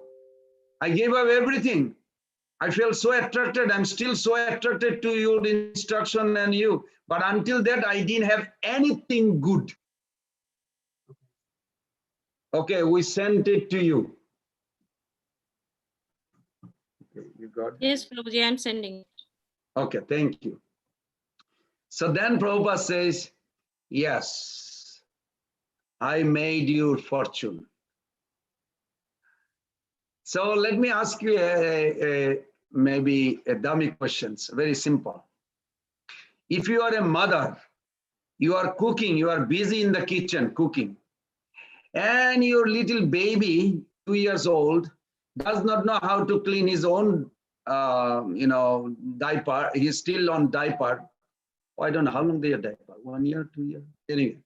So if the baby's diaper is dirty and really stinks, bad smell, and you're cooking, they said, don't come near me, go clean yourself, do not come here. Can somebody suggest me, Prabhu, can you suggest me what the baby should do now? Mother said, don't come near me, you stink, smell bad, go clean. But baby never cleaned his own diaper. What he should do? He still has to go to his mother. That is the only way he can get cleaned. Very good. Because baby never knew our situation is like this. Even though mother is cooking, mother will find time to take off herself out of cooking and go clean the baby so that no more bad smell. We have our heart very dirty. We are not forcing, but calling Krishna with this chanting. Please, my Lord, I cannot remove all these dirty things in our heart, in my heart. Please come and help. Please help us. That's the verse in Bhagavatam. Punna Sravana Kirtana Hridayantastu Abhadrani Vidunoti Shurishatam. So when we hear about Krishna, those words actually is Krishna goes in the heart and it starts cleaning. It's the same analogy. So these verse, even though this verse says you have to have a previous life, if you look at the, let me see the translation. It says you have acted piously in previous life and in this life. But this devotee says he grew up, even his mother was eating beef while he was in the womb, and whole life he ate beef. It's not a nothing until he met Prabhupada. But he's one of our great leader. He's so dedicated, so attracted to Krishna by the mercy of Prabhupada. In a sense, that Krishna actually will clean our heart. So don't think like, oh gosh, probably last life I did so many bad. Do not worry, please. There's a good example. Prabhupada, Harishwari Prabhu writes in his diary during Prabhupada's time, very nice. One homeless guy, I want everybody to think and give me the answer. They did a practice in Australia. They captured two homeless guys. One homeless guy, they brought it in like a 5-star treatment. They bathed him, they shaved him off, cleaned everything, very nice. And they put on dhoti and they told him he has plenty of food. He can just stay in the temple, chant, and help cleaning the pots in the kitchen and stay in the temple and live a nice sattvic life. Harishwari Prabhu says after 38 years, he saw him again and he's still doing the dishwashing kitchen and chanting, happy, joyful. Before that, he was a homeless. They brought another person. They did the same thing. Because sometimes homeless is like a government cannot even help. They're just so mentally distorted. So they brought him, cleaned him, everything. They did everything. And after a few days, he went to sleep for like 2 days almost. And on the third day, he said, why am I here? What is going on? He said, well, you came to a saintly environment. You can grow up nicely. He stayed for a few days. And he said, no, I don't like this. I want to go back. And he went back to the homeless. Now tell me, is it the previous life affecting or this growing up life affecting or something else is, I want to hear. You all are very advanced devotee, I feel. Please answer me. Definitely previous karma is not allowing him to, get purified because he has to, his sinful reactions has to be burned up first. Somebody else too? Thank you, Mata. Somebody else? Please write it down. Prabhupada said it is the free will. Even we have horrible previous life, even terrible growing up life, still we have a free will. If the opportunity comes, we have a choice to take or not. It is not up to Krishna, it is not up to previous impression. Yes, previous impression will influence us. Still we have a free will. Free will is never checked. But Prabhuji, if there is mental distortion because of his previous karma, then that mental distortion will not be corrected just within few days, right? He has to suffer the mental. That is correct. That is correct. But he could have chosen to try. We want to advance, that desire has to come from our own choice. There are some people who has so much pious credit, They cannot take Krishna consciousness either. They think it's sentimental, just easy chant, dance, take prasadam, that's it. Yeah, that's all they do in Vrindavan, Golok Vrindavan. So we have to be careful. Okay. So everybody got this 7 point, right? Now we're going to read the 29 and 30. Who is volunteering this time? Somebody didn't read. Prabhuji, can I read? Can I read, Nitya please? Mataji was there who did not read. Okay. Yes, Prabhu, can I And- read? Yes, and followed by Radhakanta Das, I guess. He didn't read. Okay. Okay. Text 29. Jara maran mokshaya mama shritya yatanti ye te brahm tadvidu kritsannam dhyatma karma chakhilam. Intelligent persons who are endeavoring for liberation from old age and death take refuge in me in devotional service. They are actually Brahman because they entirely know everything about transcendental activities. Purport. Birth, death. 1 second, Mata. 1 second. Yes. Everybody is alert. There are 6 questions. There are 7, but 6 is the main question. First question is, who can say it? You got it on the chat. What is Brahman? Yes. Got it, Prabhuji. What is Brahman? She just read it. So I hope you catch, because you have to retain those 6. If you do not retain those 6, at the time of death, it will not give you guarantee to remember Krishna. And if you do remember this 6 question answer, you will be able to catch Krishna in your consciousness. Yes, Mata, go ahead. More. Purport.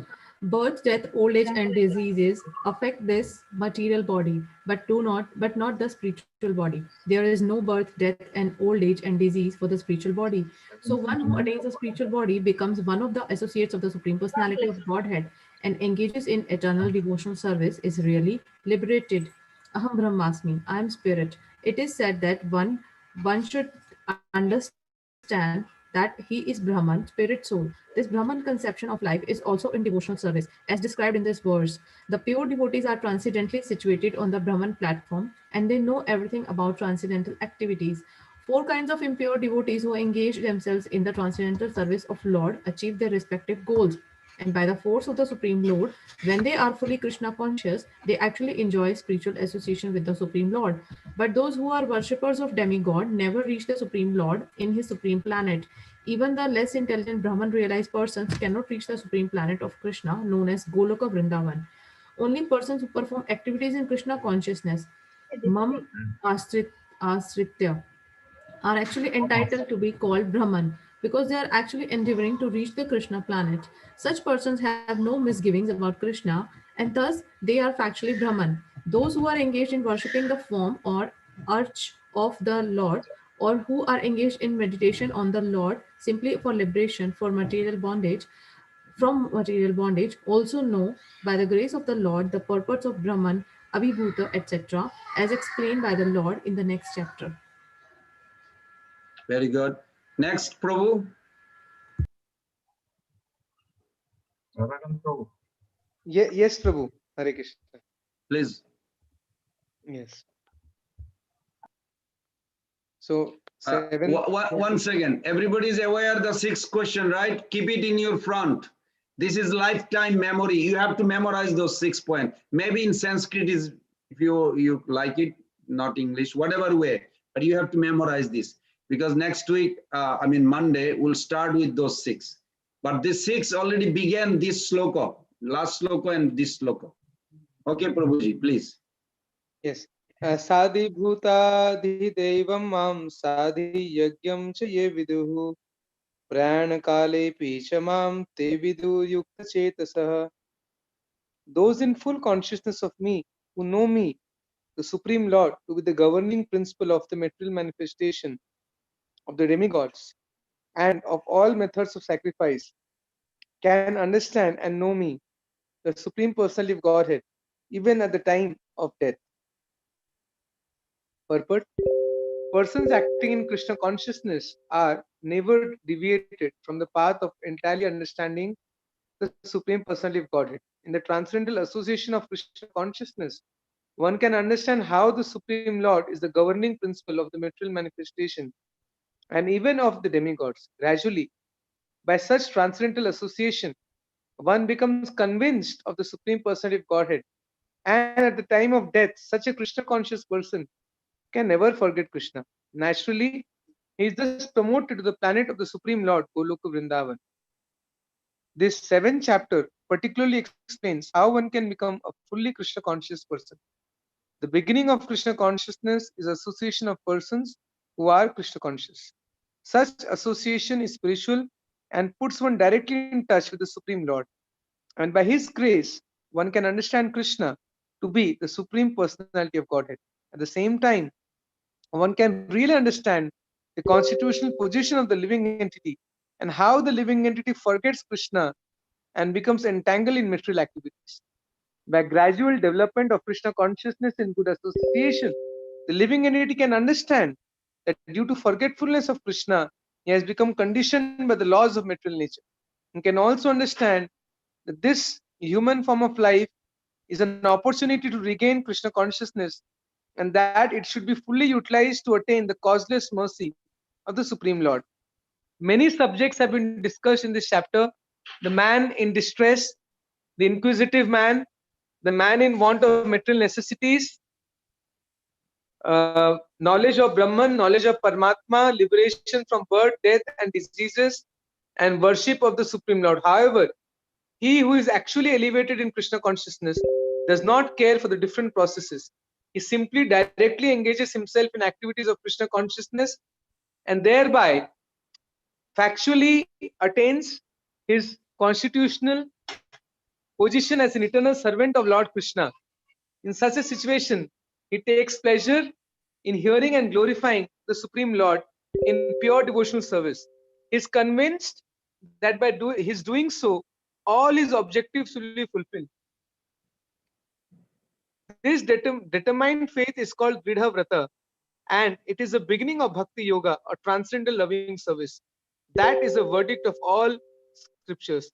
The 7th chapter of Bhagavad Gita is the substance of that conviction. Thus end the Bhakti and the purpose of the 7th chapter of Srimad Bhagavad Gita in the matter of knowledge of the Absolute. Beautiful, beautiful.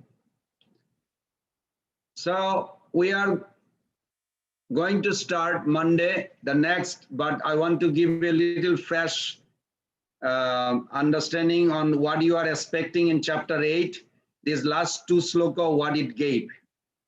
And I really hope that you will be merciful to me by memorizing all these 6. I'm going to give again, and I may call each of you to actually look, without looking at it, to say, number 1, what is Brahman?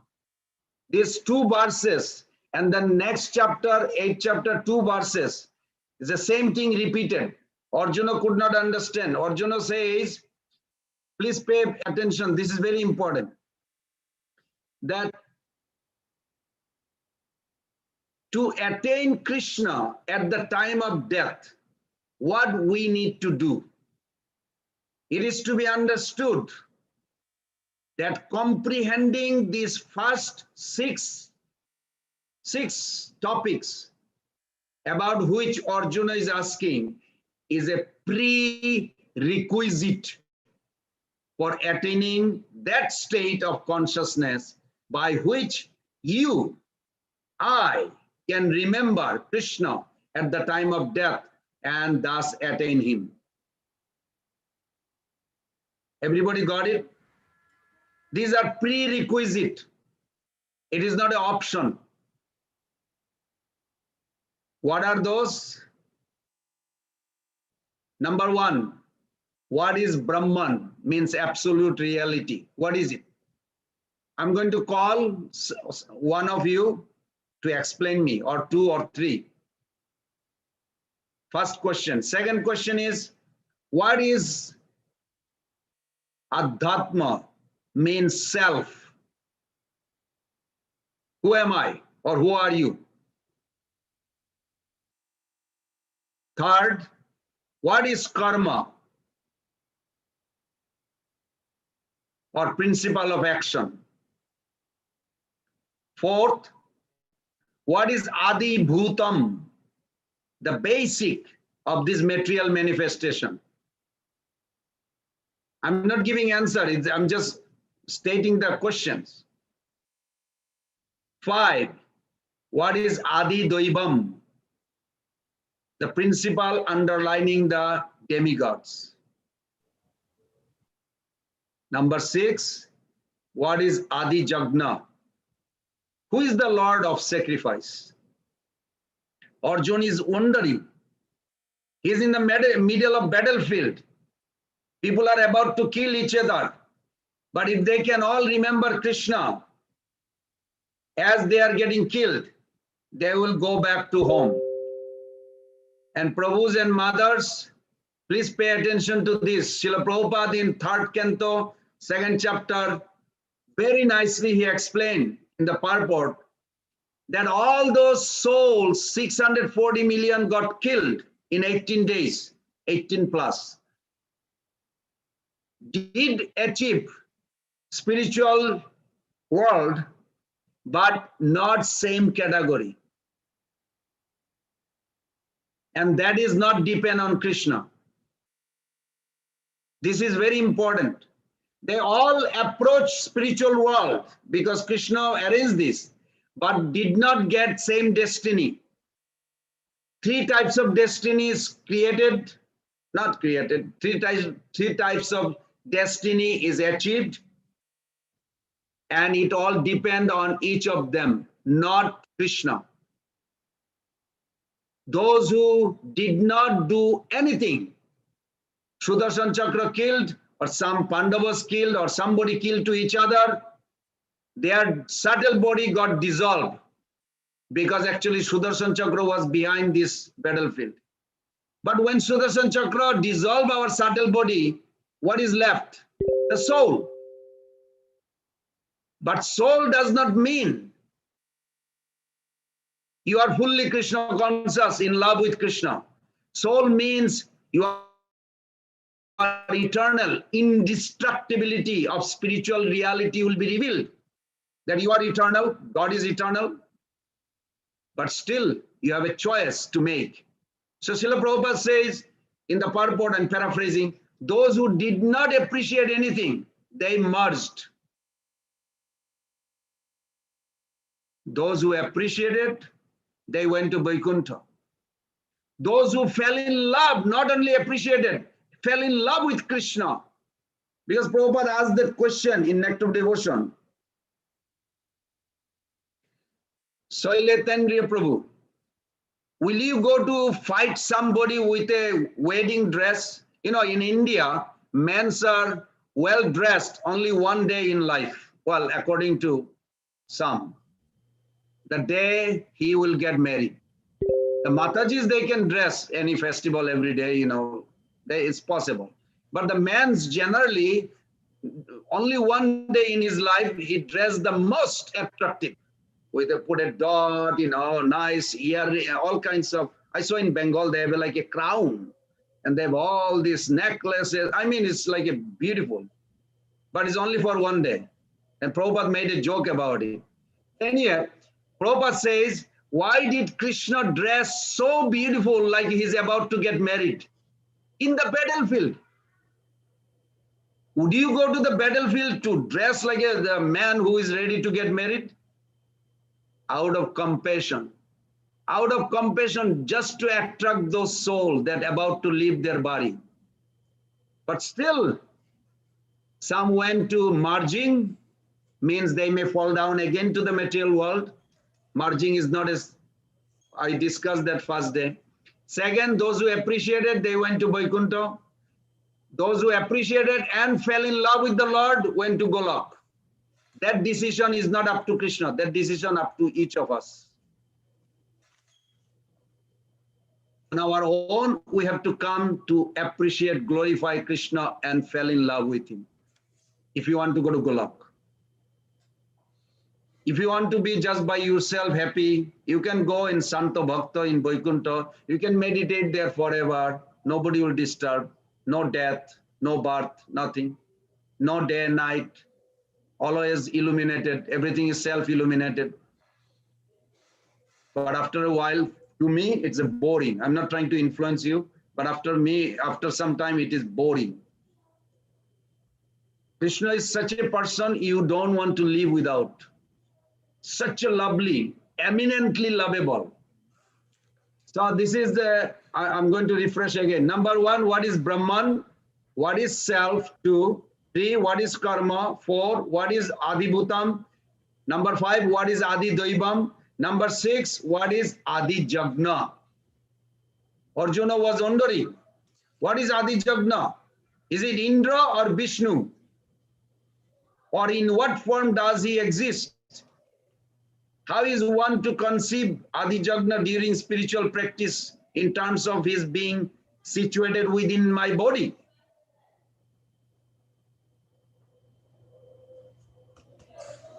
If you know the answer of all these 6, this is what explained in 8th chapter. And it's triggered from here. Arjuna was not so clear. He didn't understand. Or you can say Krishna put him into a position where he could ask for us.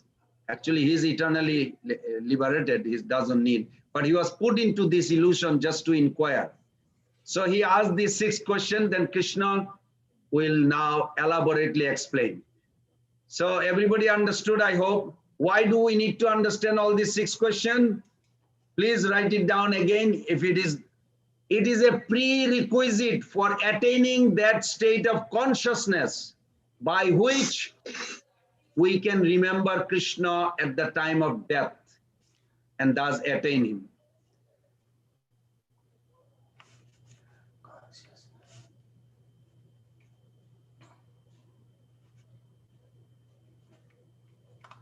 And when you know all these 6 questions, you are ready to enter into spiritual world whenever you want. Such a wonderful. Or you can live in a liberated state in wherever you are in this world and enter into spiritual world. It will be such a exciting. I'm looking forward for 8th chapter. I'll end here. If any, I need some reflection. I have a question. What I want to take with you from this session or this week's session. Today is also Disciplines Day of Madhacharya. Hope you can get some time to read. I have a question, Pran Govind Prabhu. One second. No, I have a question. Who can say? I have a question. Yes, Nirguna Prabhu. It's about the test. About the taste? Yes, the test. Okay. For example, because the way to know what we are doing is to go through the questions that are given to us, to be detailed. So, for instance, I give you an example. You spoke in the first class about Tat Shrinu. And there is a question in the beginning, give the meaning, the significance of Tat Shrinu. And you gave the answer that hear from me and you will be relieved from doubts. Very good. But if I read it and I get an answer, if I should answer, then it explains that hear from me, because the purport says there is no greater authority than Krishna, and by hearing from Krishna, we get opportunity to become perfectly Krishna conscious persons. So is there a difference between your answer and the answer that both is acceptable? And I try to understand. Yes, both is acceptable, both is wonderful, both are required actually. Krishna is the ultimate authority, but that Krishna can be in the heart of another person, great devotee. So hearing Prabhupada is same as hearing from Krishna. Because 15:15, Krishna says, it is by my permission, I'm allowing the devotee to speak particular thing. I remind him. It is not that they are doing their own thing. So it is same. Matta smriti gena apahanancha. Matta, from me, comes. So from that angle, both are correct, Prabhu. Okay, so it's something like this. Okay. Yes, very good. Thank you. Good question, Nirguna Prabhu. Prabhuji, can I ask? Nirguna Prabhu, why can't I see your face? Why are you covering your... Okay, see, you look handsome, devotees. Thank you. Hare Krishna. Can I ask Prabhu question? Yes, Radhakanta Prabhu. Thank you, Prabhuji. I have two questions. One is that you gave that nice example of the baby with a diaper and how mother cleans that. Very inspiring. Chanting for 20 years, the anathas are not going. I mean, sometimes it's a little depressing. And second question is about the free will and mercy. So it seems a little contradictory. Like when Prabhupada said, "I made you fortune," but he didn't make fortune of. I mean, so is it like by Prabhupada's causeless mercy does someone become devotee, or by his own free will?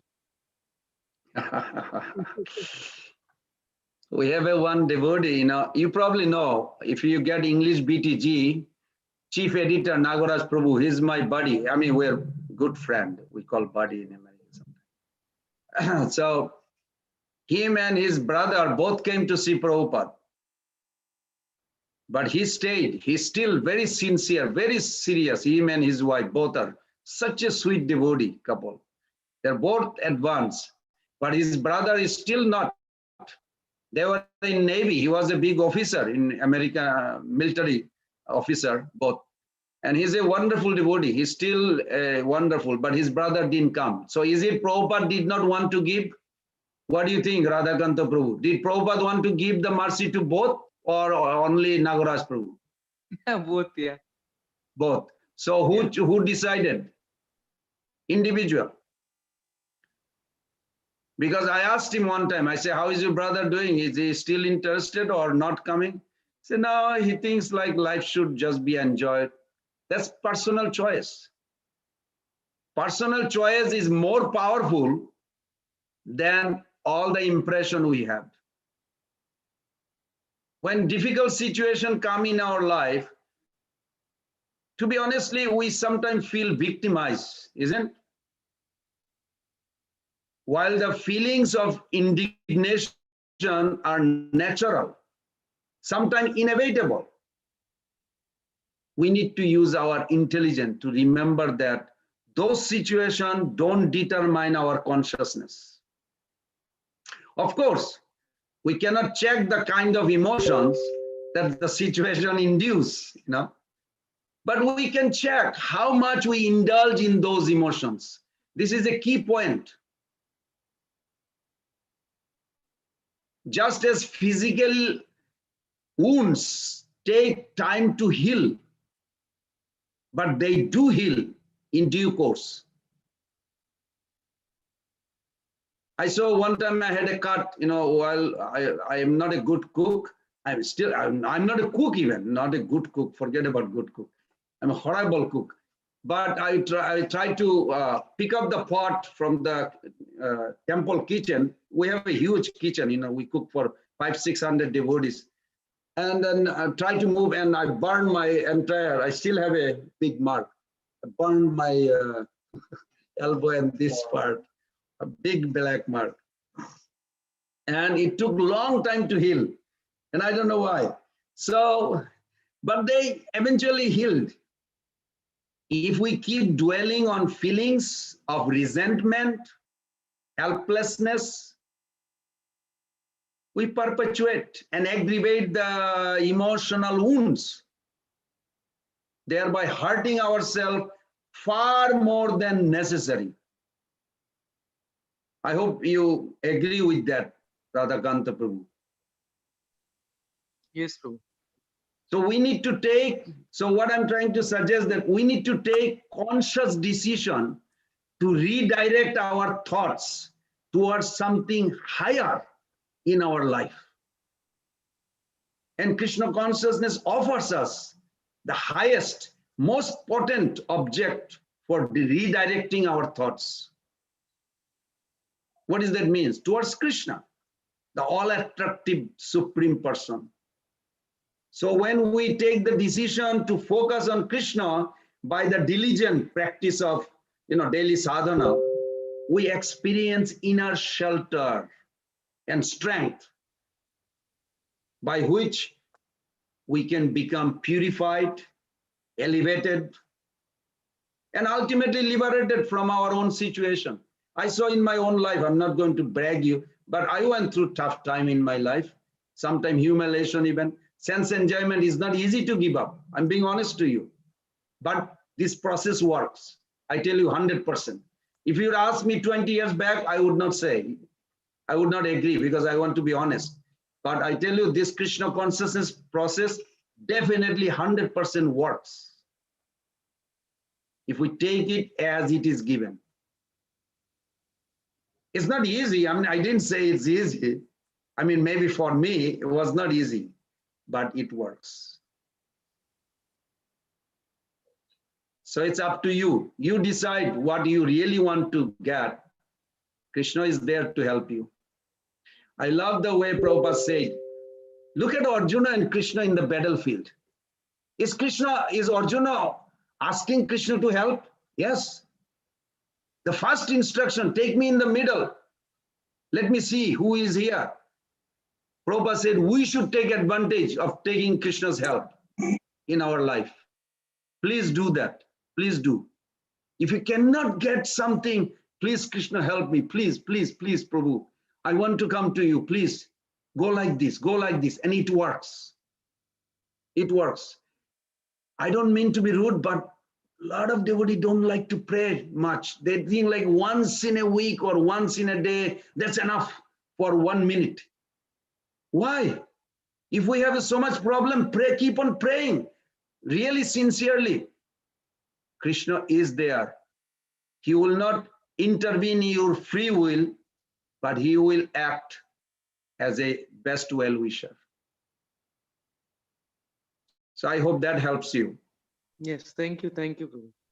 Thank you. Hare Krishna, Prabhuji.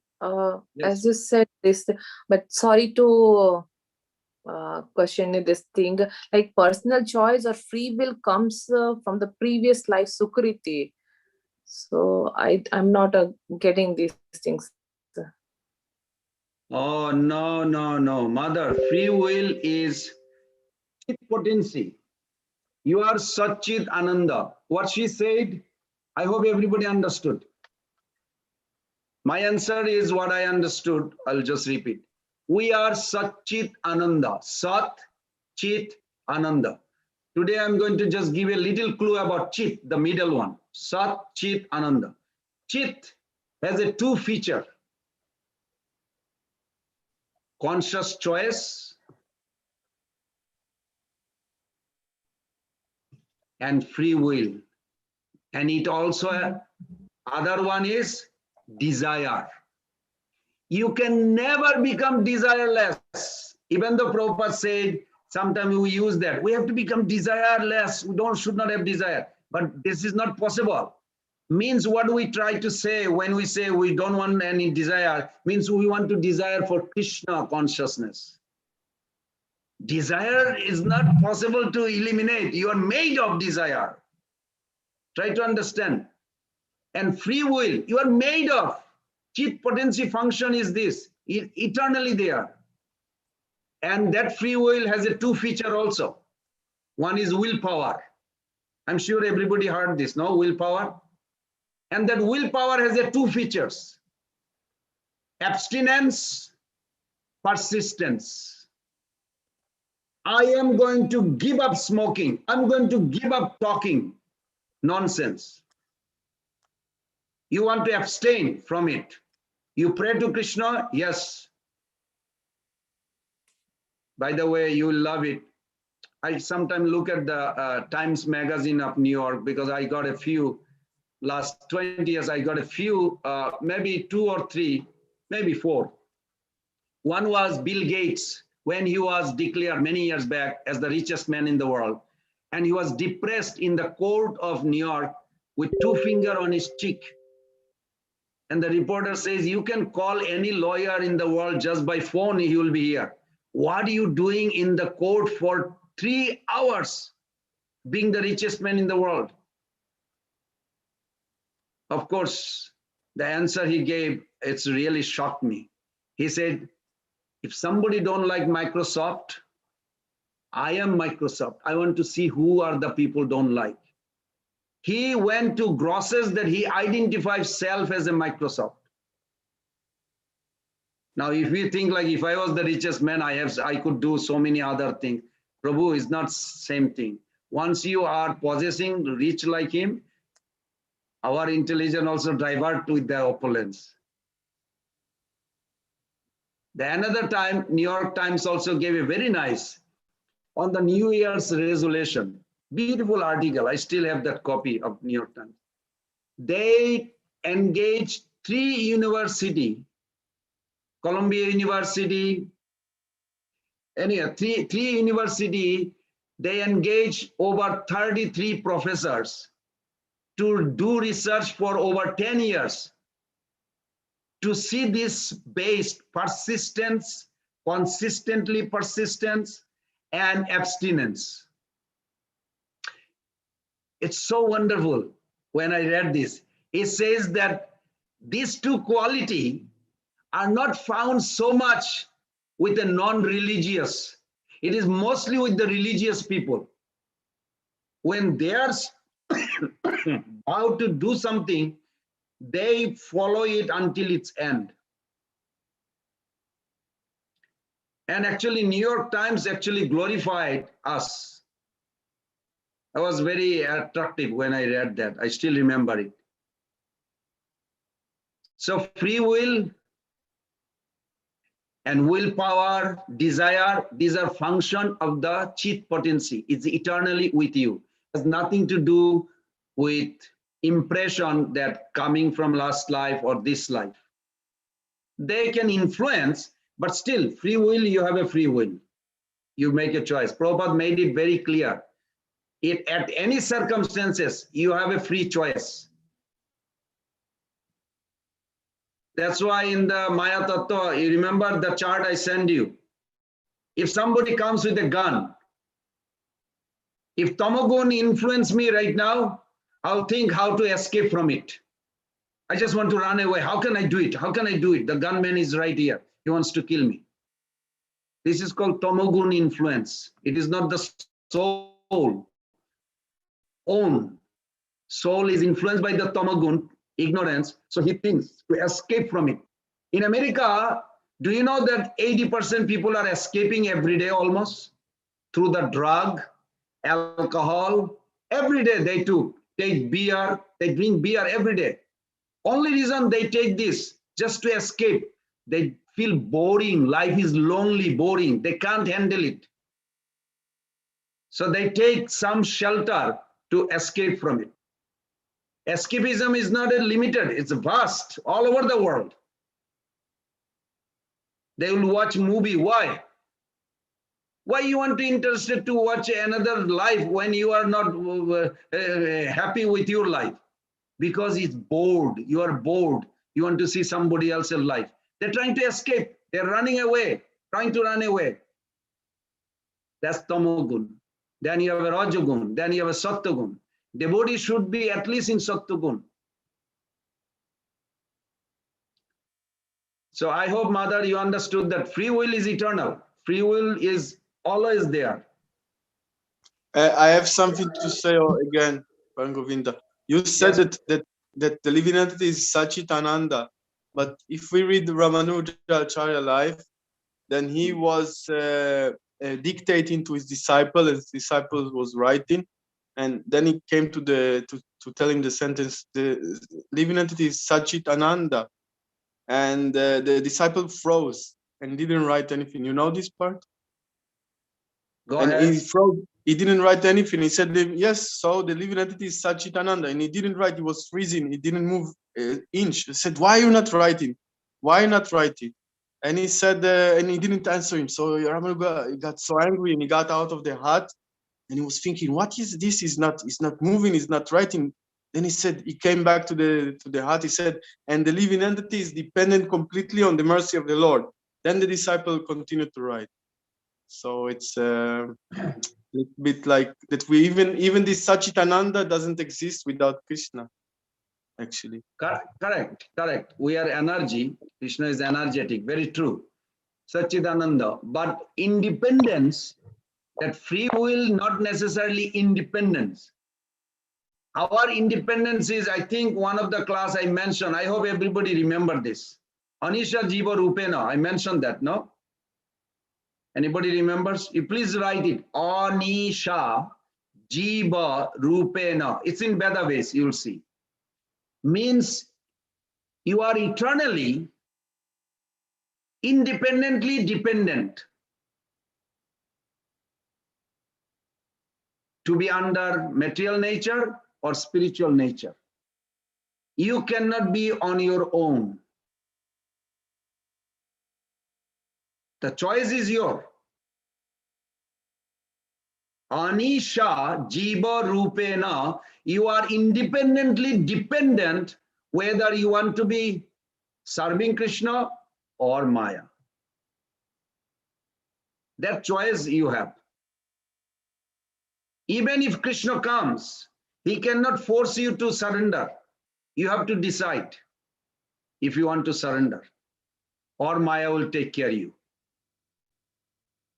That is a very good point, Nirguna Prabhu. Yes. Jivas are always dependent. But we have a free will. That choice to make, to be under who, that is not up to Krishna or Maya or Yogamaya. It is up to us individually. Everybody got it, right? Very good. Yes, Prabhuji. Prabhuji, Madhavacharya, you said he had 2 fingers raised. What is that? I missed it. 2 finger raised. I'm going to just give you a short answer. It's a beautiful pastime is there. You'll see any picture in Google's, always Madhacharya means is a 2 finger up. If you look at 700, let me see, 700 AD, Shankaracharya came, 700 AD, Vishnu Swami came, one of the 4 main Acharya. He was the first one. Then 786, Shankaracharya came. So Vishnu Swami came, he says, Suddha Advaitavad. If you pay little attention, you'll see there is a commonology. Shuddha Advaita.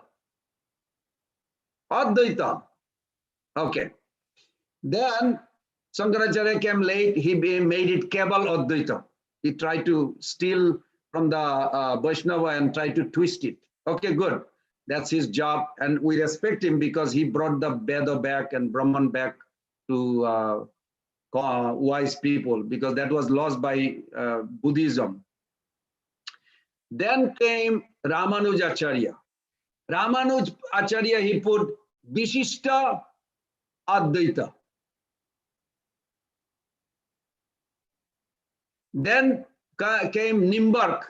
He put Dvaita Advaita. Can you see a common thing in all 3? What was it? Advaita. Yes. Madhacharya is the only one. No Advaita. He said Dvaitavad. 2. So please write it down. There are 5 eternally difference from each other. Well, how do we word it? 5 elements or aspect eternally difference. 1, there is eternal difference between soul and God. Never, ever possible become one. A qualitatively one, that is difference. We are not talking about. But there is eternal difference. Krishna is master eternally. And Nanda Maharaj is servant, but he is acting as a father. Try to understand this. Mother Yashoda also servant. Read Chaitanya Charitamrita chapter 6, Adi Lila. Explain this very nicely. So that's 1. Eternal difference between God and the soul. Master and the servant will never become one. Eternally different. 2, there's eternal difference between the soul and Maya. You are not product of Maya. In your structure, in your ghatan, no trace of Maya. Even with some devotees, it's confusing. Sometimes devotee thinks like, oh, we have a natural attraction for sex, drinking, or enjoying It's probably within us. No, the soul does not have any trace of enjoying matter. Soul is pure, beautiful. If you look at yourself, there's a funny story. There's I don't know if you ever heard the story of Morning Star. It used to be a man's, man's gathering place in San Francisco area. And Prabhupada went there. 17 devotees came out. Tamal Krishna Maharaj, Vishnu Jan Swami, they're all from there. And this is a place, thousands of young men lives there naked. They think this is the exploration in 60s. So I have a good friend here in Alachua, Guru Hari Prabhu. He also come from there. So he said he was cutting vegetable. And Prabhupada, first time he came, this Morning Star Lounge. I don't know if it is still there or not. It is a place that I heard many times from other outside also. Only men are allowed and they all live naked. Nobody has any clothes on. They grow vegetable, they eat, cook themselves, and no violence, nothing. They have rules, but all live naked. So Prabhupada went there, and Prabhupada asked Guru Hari Prabhu, it's a funny story. He was cutting vegetable. Prabhupada said, so what is the purpose of life? And of course, he was, in a different world. Such a nice devotee now. He said, purpose of life, digging. So Prabhupada didn't understand. He said, what do you mean digging? What is digging? He said, oh, because they grow yams, sweet potato, they call yams. So he dig and take out those yams. So he thinks the goal of life is to dig and get the yams. So Prabhupada was humorous, he was laughing. So he went and interviewed few, and then he gave a beautiful speech. They allowed him to talk. Everybody gathered. Just by one speech, 17 of them joined immediately. Tamal Krishna Maharaj is one of them. They came from that place. And then after that, a lot of them came and joined, became a devotee. They were frustrated with life. They wanted to explore. They are tired of American lifestyle. So anyway, the speech he gave was so sweet. He said, you all are naked. Why not? Because people are attracted to the naked body. The whole world is attracted to the naked body. Opposite sex. Why? Because when I have come, I'm paraphrasing. He said, I have come to also let you know that our purpose is also see ourselves in complete naked. And you cannot actually see yourself naked until you remove those covering. You have a covering of karma, jnana, yoga. You have to take it off. If you read the pure devotion sloka, what is the pure devotion sloka? Anna vilasita shunnam gena karmadi anabritam. These are covering, abrita. And Rupa Goswami said you have to take it off, peel off.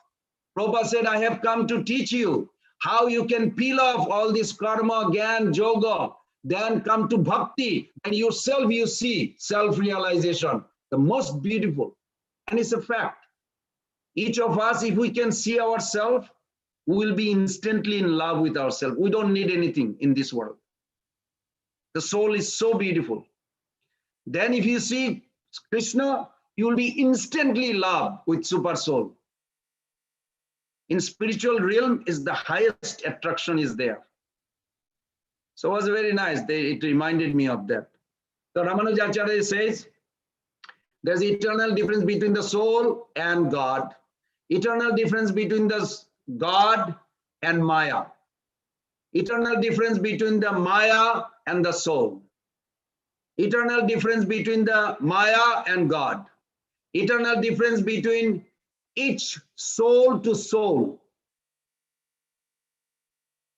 Don't fall for the idea of soulmate and all these things.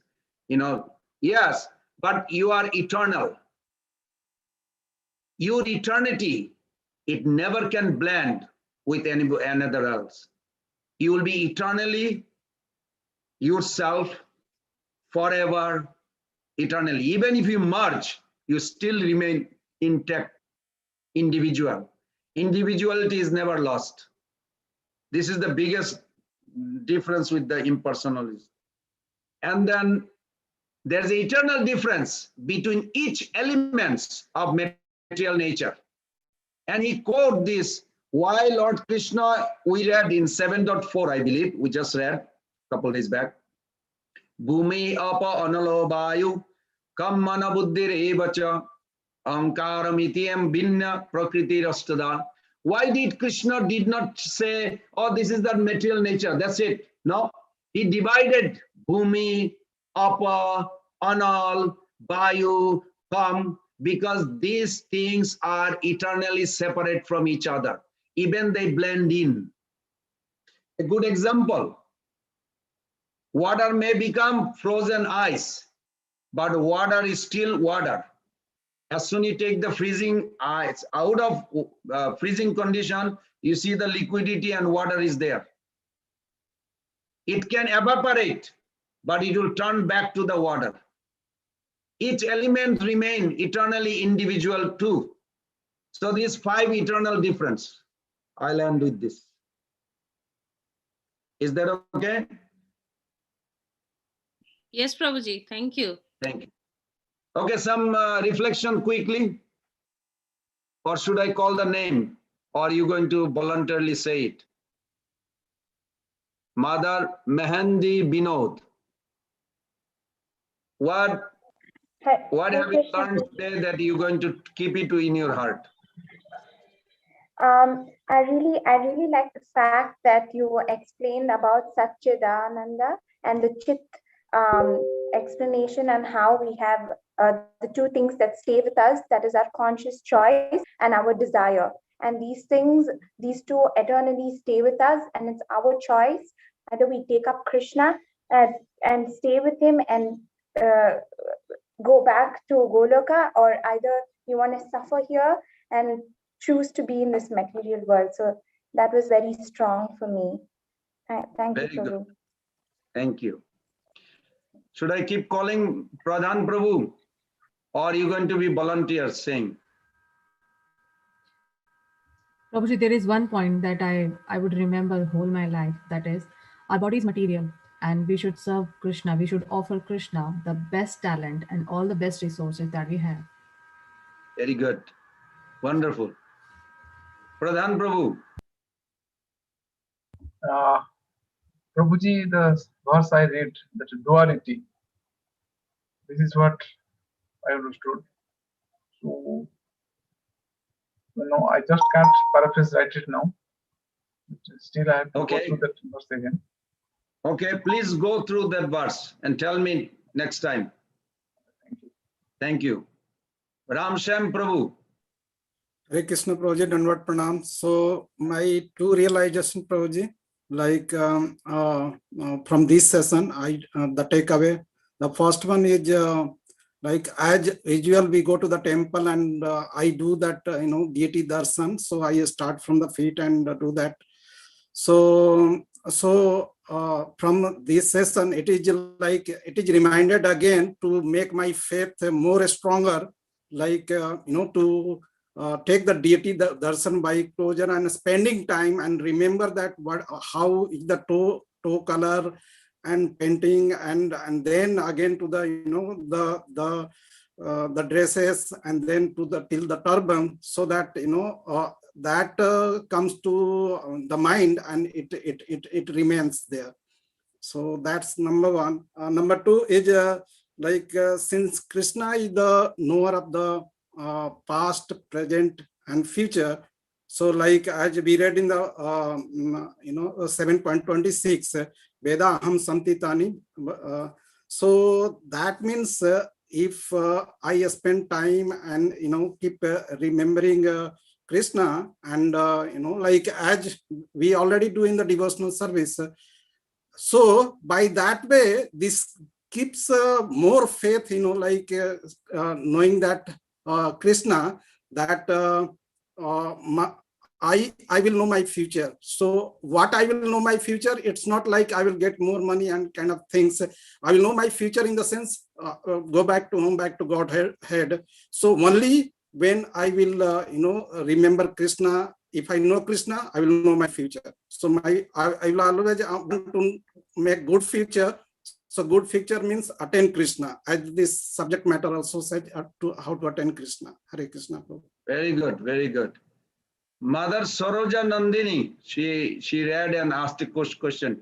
Can you tell me what you are taking, please? Hare Krishna Prabhu. Yes, thank you very much. I was just thinking about the fact that when we were talking about Vedaham Samatitani, I was thinking that that's the reason probably why Krishna wanted to come as Radharani to understand how she loves him and how she feels attracted towards him. So that was very much running in my mind when we were talking Very about. good. You got it. You got it. So Yeah. Krishna does not know actually how much love you have, what kind of love. That is Krishna wants, experience. Very good. You got it. I'm Yeah, and very one more appreciative. thing that I wanted to share, that we all know the difference between the soul and God. But today when we were explaining about the difference between soul and Maya, this was very interesting because everybody is so much into the concept that, we have the desire to enjoy Maya, but the soul is really not interested to enjoy Maya. The soul is eternally happy only in service of Krishna. But because of millions of lifetimes of dust, we tend to think that we are having a desire to enjoy Maya. So this was like Very a new good. realization for me. Thank you, Hare Krishna. Very good realization. Thank you. Bhamandev Prabhu.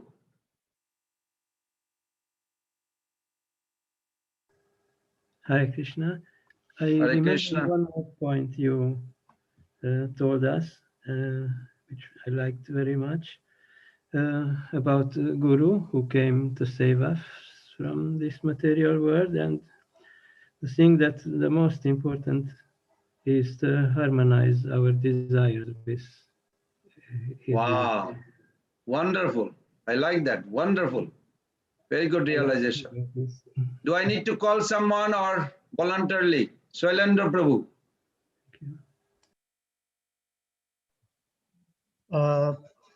Prabhu, today I realized that going to temple and concentrating on the deity for only a minute or for a certain period of time, when you were explaining that, pretty much I was seeing myself there. So I think I need to understand that I need to concentrate more on the deities and then figure out more how I should concentrate on the deities and then concentrate more on concentrating myself more on the deities and then establish that vigraha in my mind. And the second thing of my take today in the class is that we are eternally bound to God. The sense gratification is something that we always look for, and how to get rid of it is something that we should always keep trying, is the second take of my class today, Prabhu. Very good. Very good. Mother Aditi Lata Devi Dasi. Hare Krishna Prabhuji. So what I want to say is we have so many impurities in our life. We have all this, we are born with all these dualities, and understanding this is the body, and every relation as the body, everything which we do as per the body, we realize this is for our past karma and for our past deeds. We have been carrying this along with us, but this can be slowly gradually dissolved, and as we progress in our devotional service to Krishna, so this will definitely go away then. Very good. Very good. Yes, that is guaranteed. Very good. Priyanku Raichand. I don't know who he or she. Priyanka Raichand. Not visible. Radhakanta Prabhu.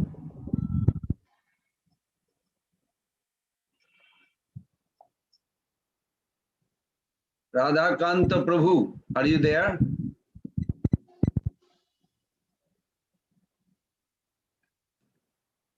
Brihadnath Prabhu.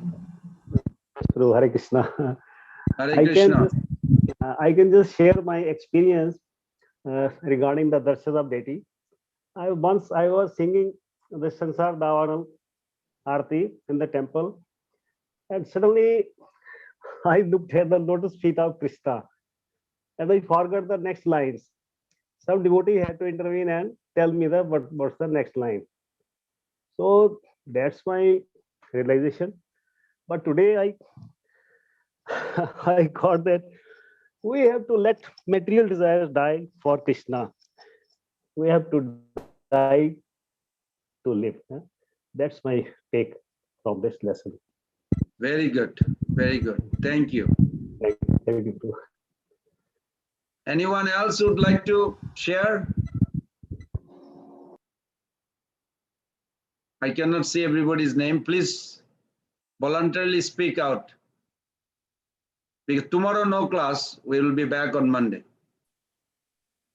You can repeat the same thing. It doesn't have to be, because we may catch Hare the Krishna. same point. Hare Krishna, Yes. Prabhuji. Dandavat Pranam. Yes. Jai Shri Prabhupada. Prabhuji, two things it really touched my heart to implement and understand is, one is every time like we went to for Puri Darshan, Jagannath Darshan, like sometime we always got an opportunity to stand like half an hour, 1 hour in front of the deities, but I never used to understand like why I still cannot remember their forms. But your answer that because of this impersonalism in our heart, that we are not able to remember the deity or their forms, that answers my question. Like no matter how long we stand there, it's not going to work out. We have to put our efforts to remove that thing from our heart and purify our hearts first in order to do that. So that was a takeaway for me. Very And good. second one was like free will. Free will dominates most of even our destiny. So it's really important, the choices that we are making, even though we think the choices are being already made for us or not, but still we have to do our duty and continue and take responsibility of it and try Very to good. get up. Try to get up, and even if we fall down, try again and try again, but do not slow down or stop. So thank you very much. Hare Krishna. Thank you. That's wonderful. Wonderful. I like that second part too. Yes, Mother Swangai Guduru. Saujanya Prabhu. Oh, Sarjan. Sorry, I could not see. No problem, Prabhuji. Hare Krishna, Prabhuji. So today, there was a lot. Actually, I was like, oh, I hear something, and before I could digest, then something else was coming up. But one thing is like the free will. Really, I used to think when myself or someone else is behaving one way, or they like, dislike, I used to think maybe that's how Krishna wanted them to behave. Maybe that's why they're doing, or maybe they are like that. But then today, the way you clarified the clear line of distinction, where though you're born like that with your previous life, whatever you carried out, but still Krishna gives the opportunity with the free will. So that way, it's not like how Dhritarashtra felt like in yesterday's class. You said it's the destiny, whatever has to happen, though he knew in his mind that his intention was different. So like that, it's not like, okay, maybe it was Krishna's will. It's not always like that. So that thin difference, I could that helped me to solve so many other questions that I used to feel whenever I come across certain situations in my life. That was very helpful. Very good. Thank you. Thank you. Prabhuji, I have a question But here. I have another small question, Prabhuji. Maybe I missed it. If I can ask now. I think the host will be okay. Oh, we went overboard 45 minutes. I appreciate everybody staying up. I'm sorry you may feel hungry or going to sleep, or you can go ahead if you. Yes, Mata, go ahead. Fine, Prabhuji. It's so nectarian. We are enjoying all. Thank you. Yes, go ahead. Something Mata. you mentioned about, was it Madhvacharya or someone, like they always hold two fingers, you know why? But then I was like, what is the answer? What is the answer? And I don't know if I missed it or I got mixed up, Prabhuji.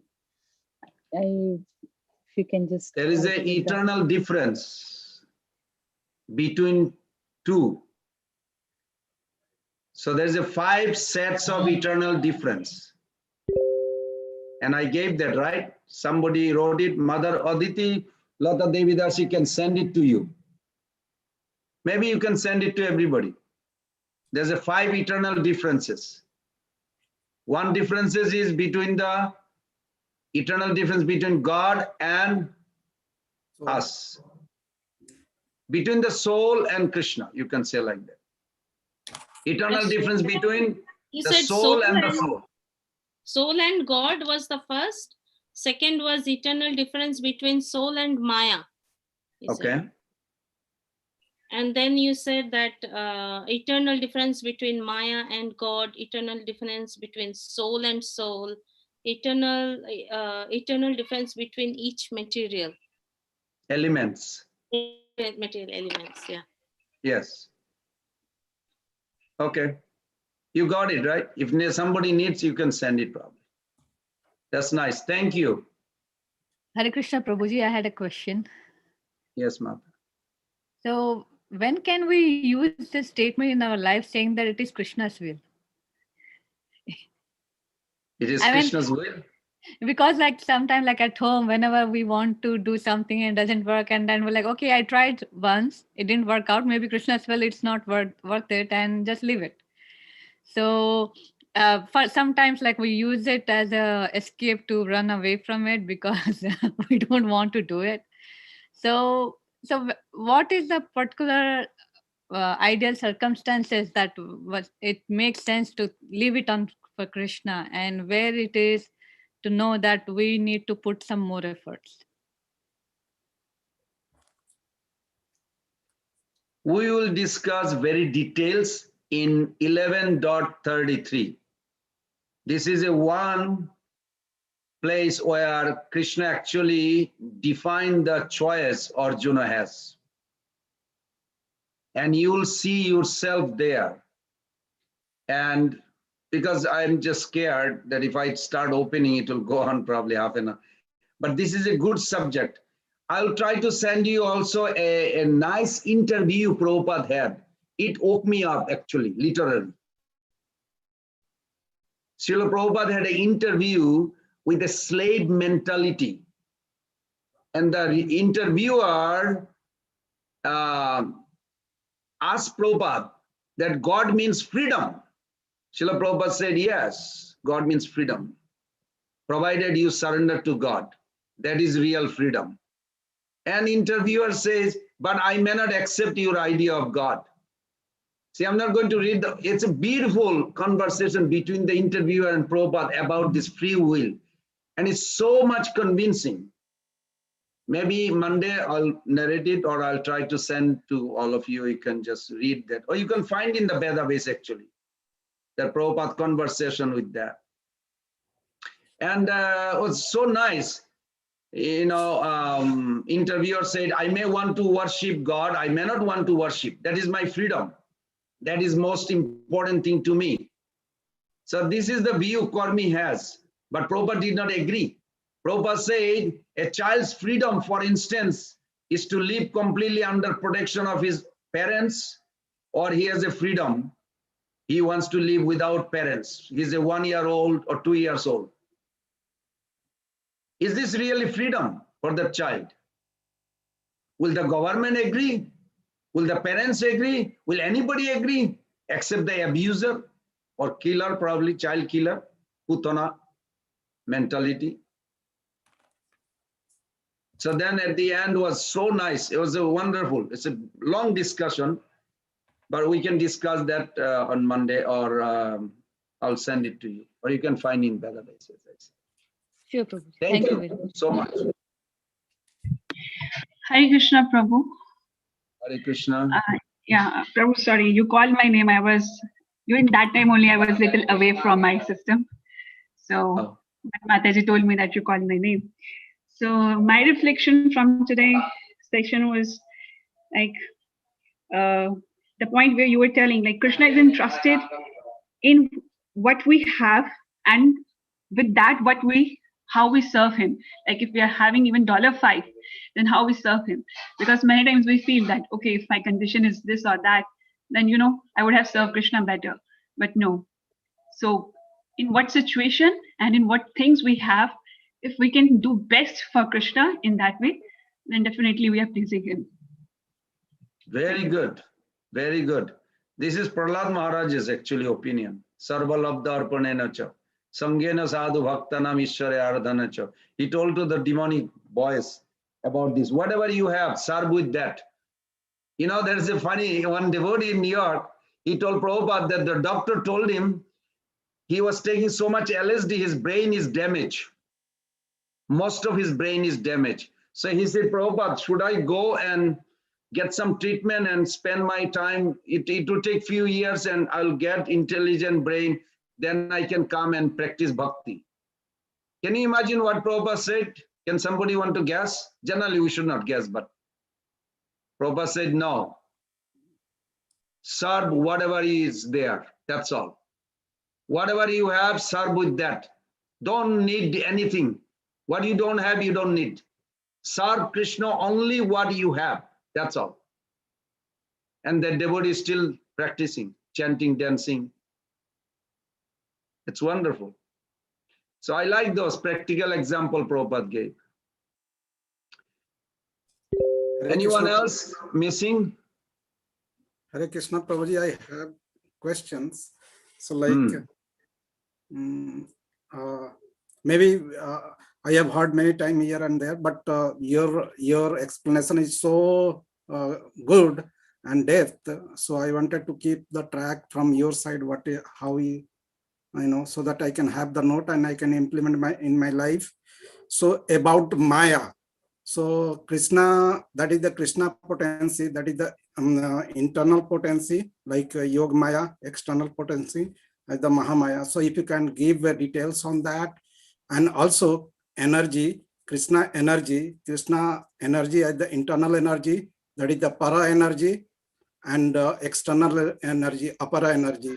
So if you can put light sometime, so that will be valuable. That will be really good for me personally. Yeah. Okay, coming in I think chapter 2, maybe 9 chapter. We can discuss definitely that what are the common question that we have, like what is Maya, Tattva, and what is Maya's relationship with Krishna, what is his other potencies, as you mentioned, Jiva Shakti. Is Maya a devotee of Krishna? That's a question. Is Maya a friend or enemy of conditioned soul? I create questions and I find the answer in Prabhupada's book and our Acharya's book. Where is Maya first mentioned in the scriptures? Is Maya equivalent to the concept of devil in Christianity? Because in this country, almost every week I find somebody, because I purposely go to church. Actually, I live nearby so many churches around. They know me well, and I have a nice friendship with one. And it was very funny. They said now that the devil has a war with God. So what is your take on it, Govind? Please come and tell us.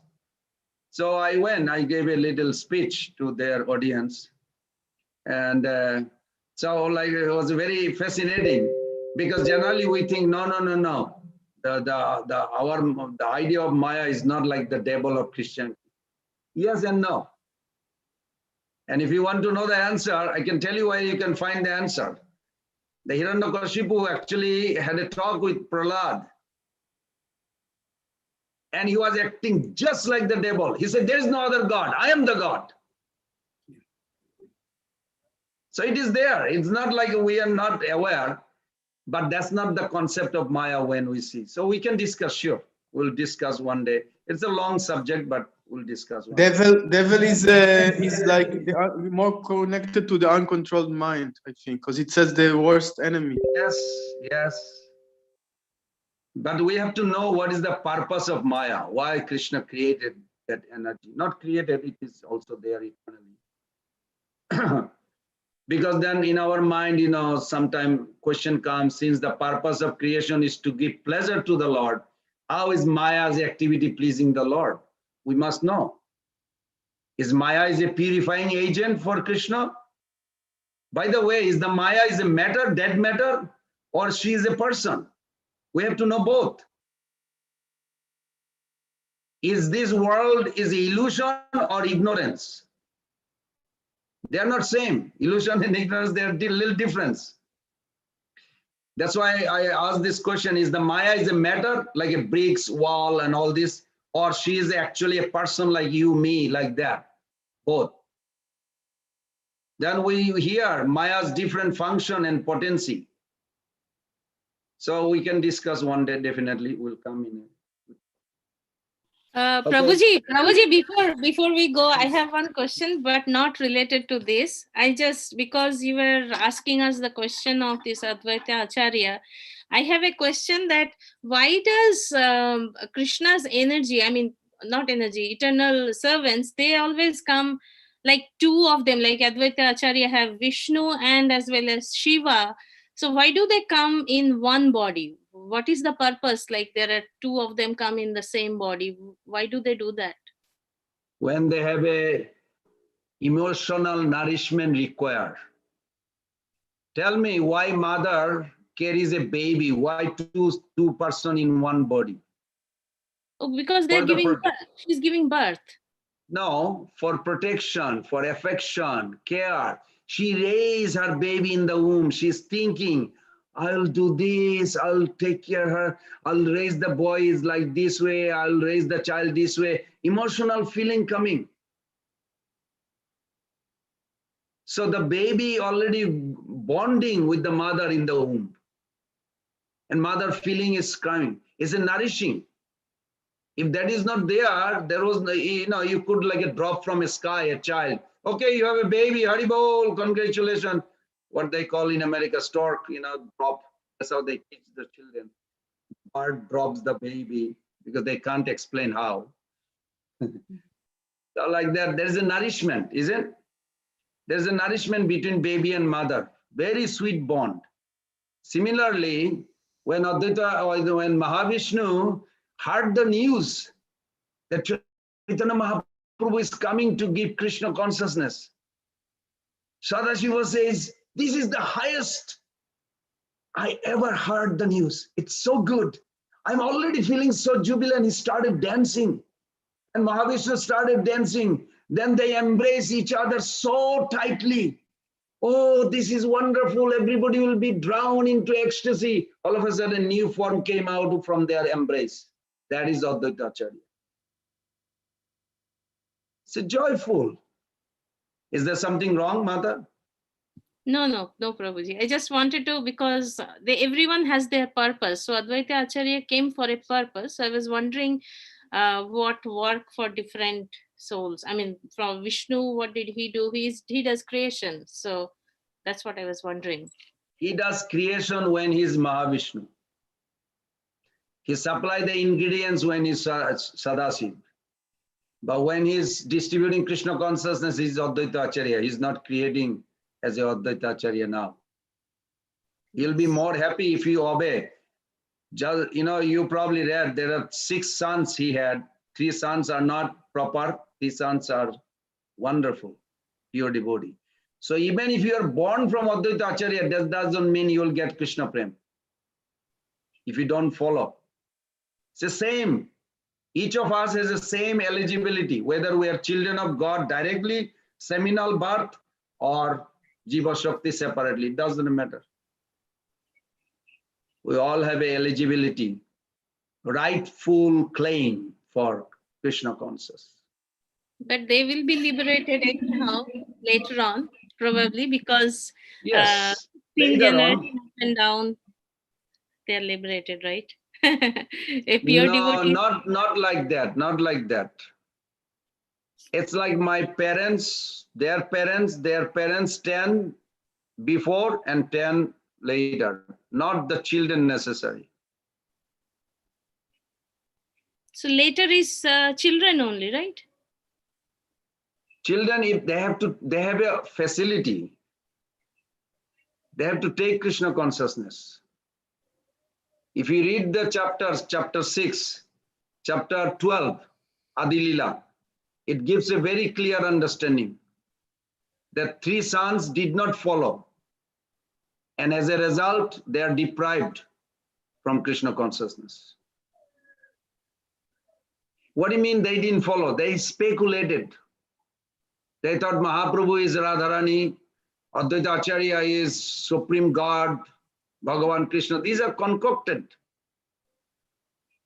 Even Advaita Acharya himself did not like it. He rejected them.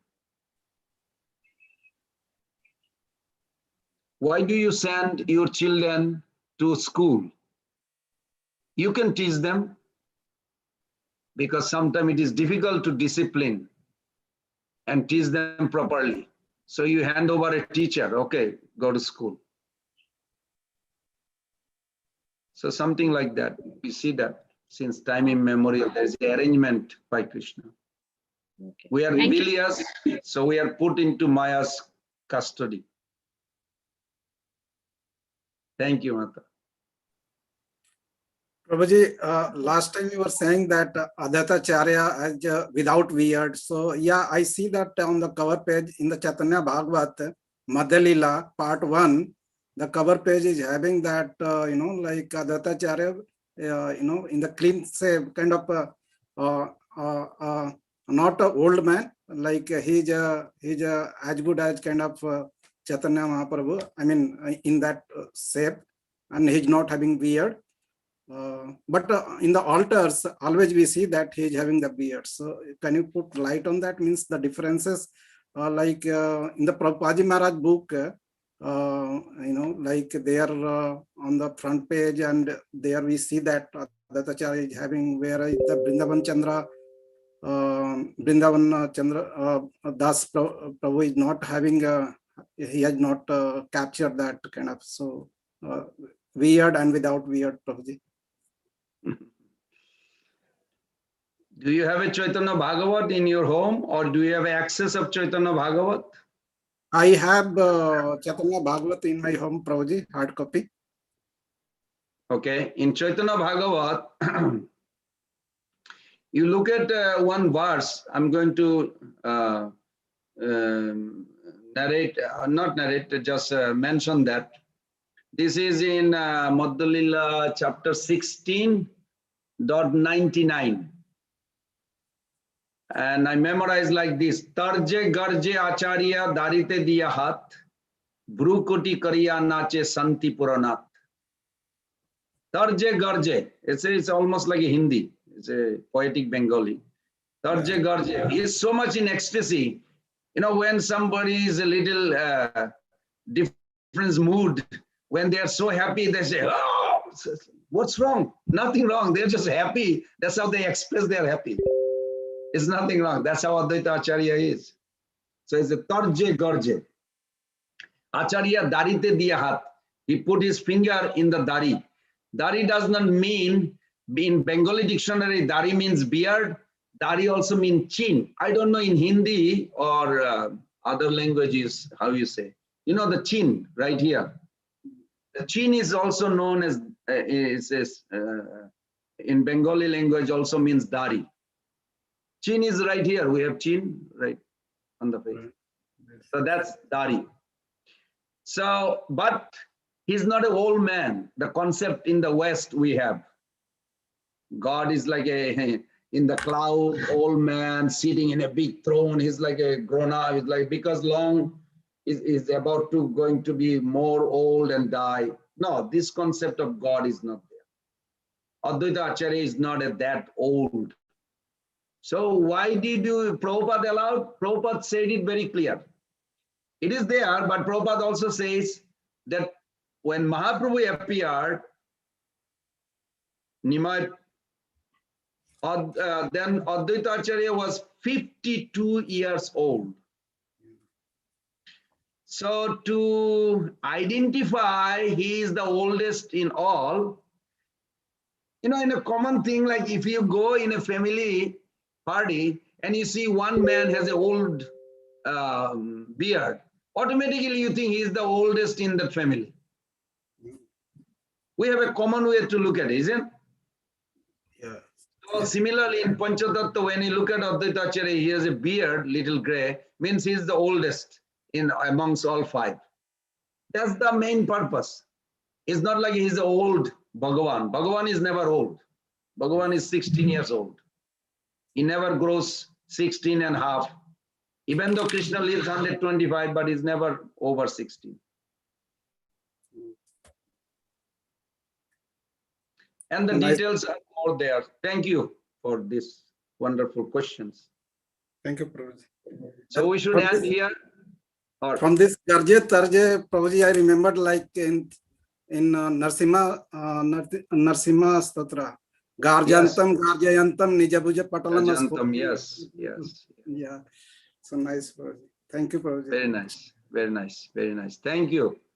Thank you everyone for cooperating and helping me to learn Bhagavad Gita by your own cooperation. And I hopefully by your prayers, I will also advance with you all. And thank you again. So please accept my humble obeisances. Vancha kalpatarvesya, kripa sindhubhayascha, Vaishnavrinda ki jai, Srila Prabhupada ki jai, Iskan Guru Vrinda ki jai, Dum audience Bhakta Vrinda ki jai, Gaur Pramanande Hari.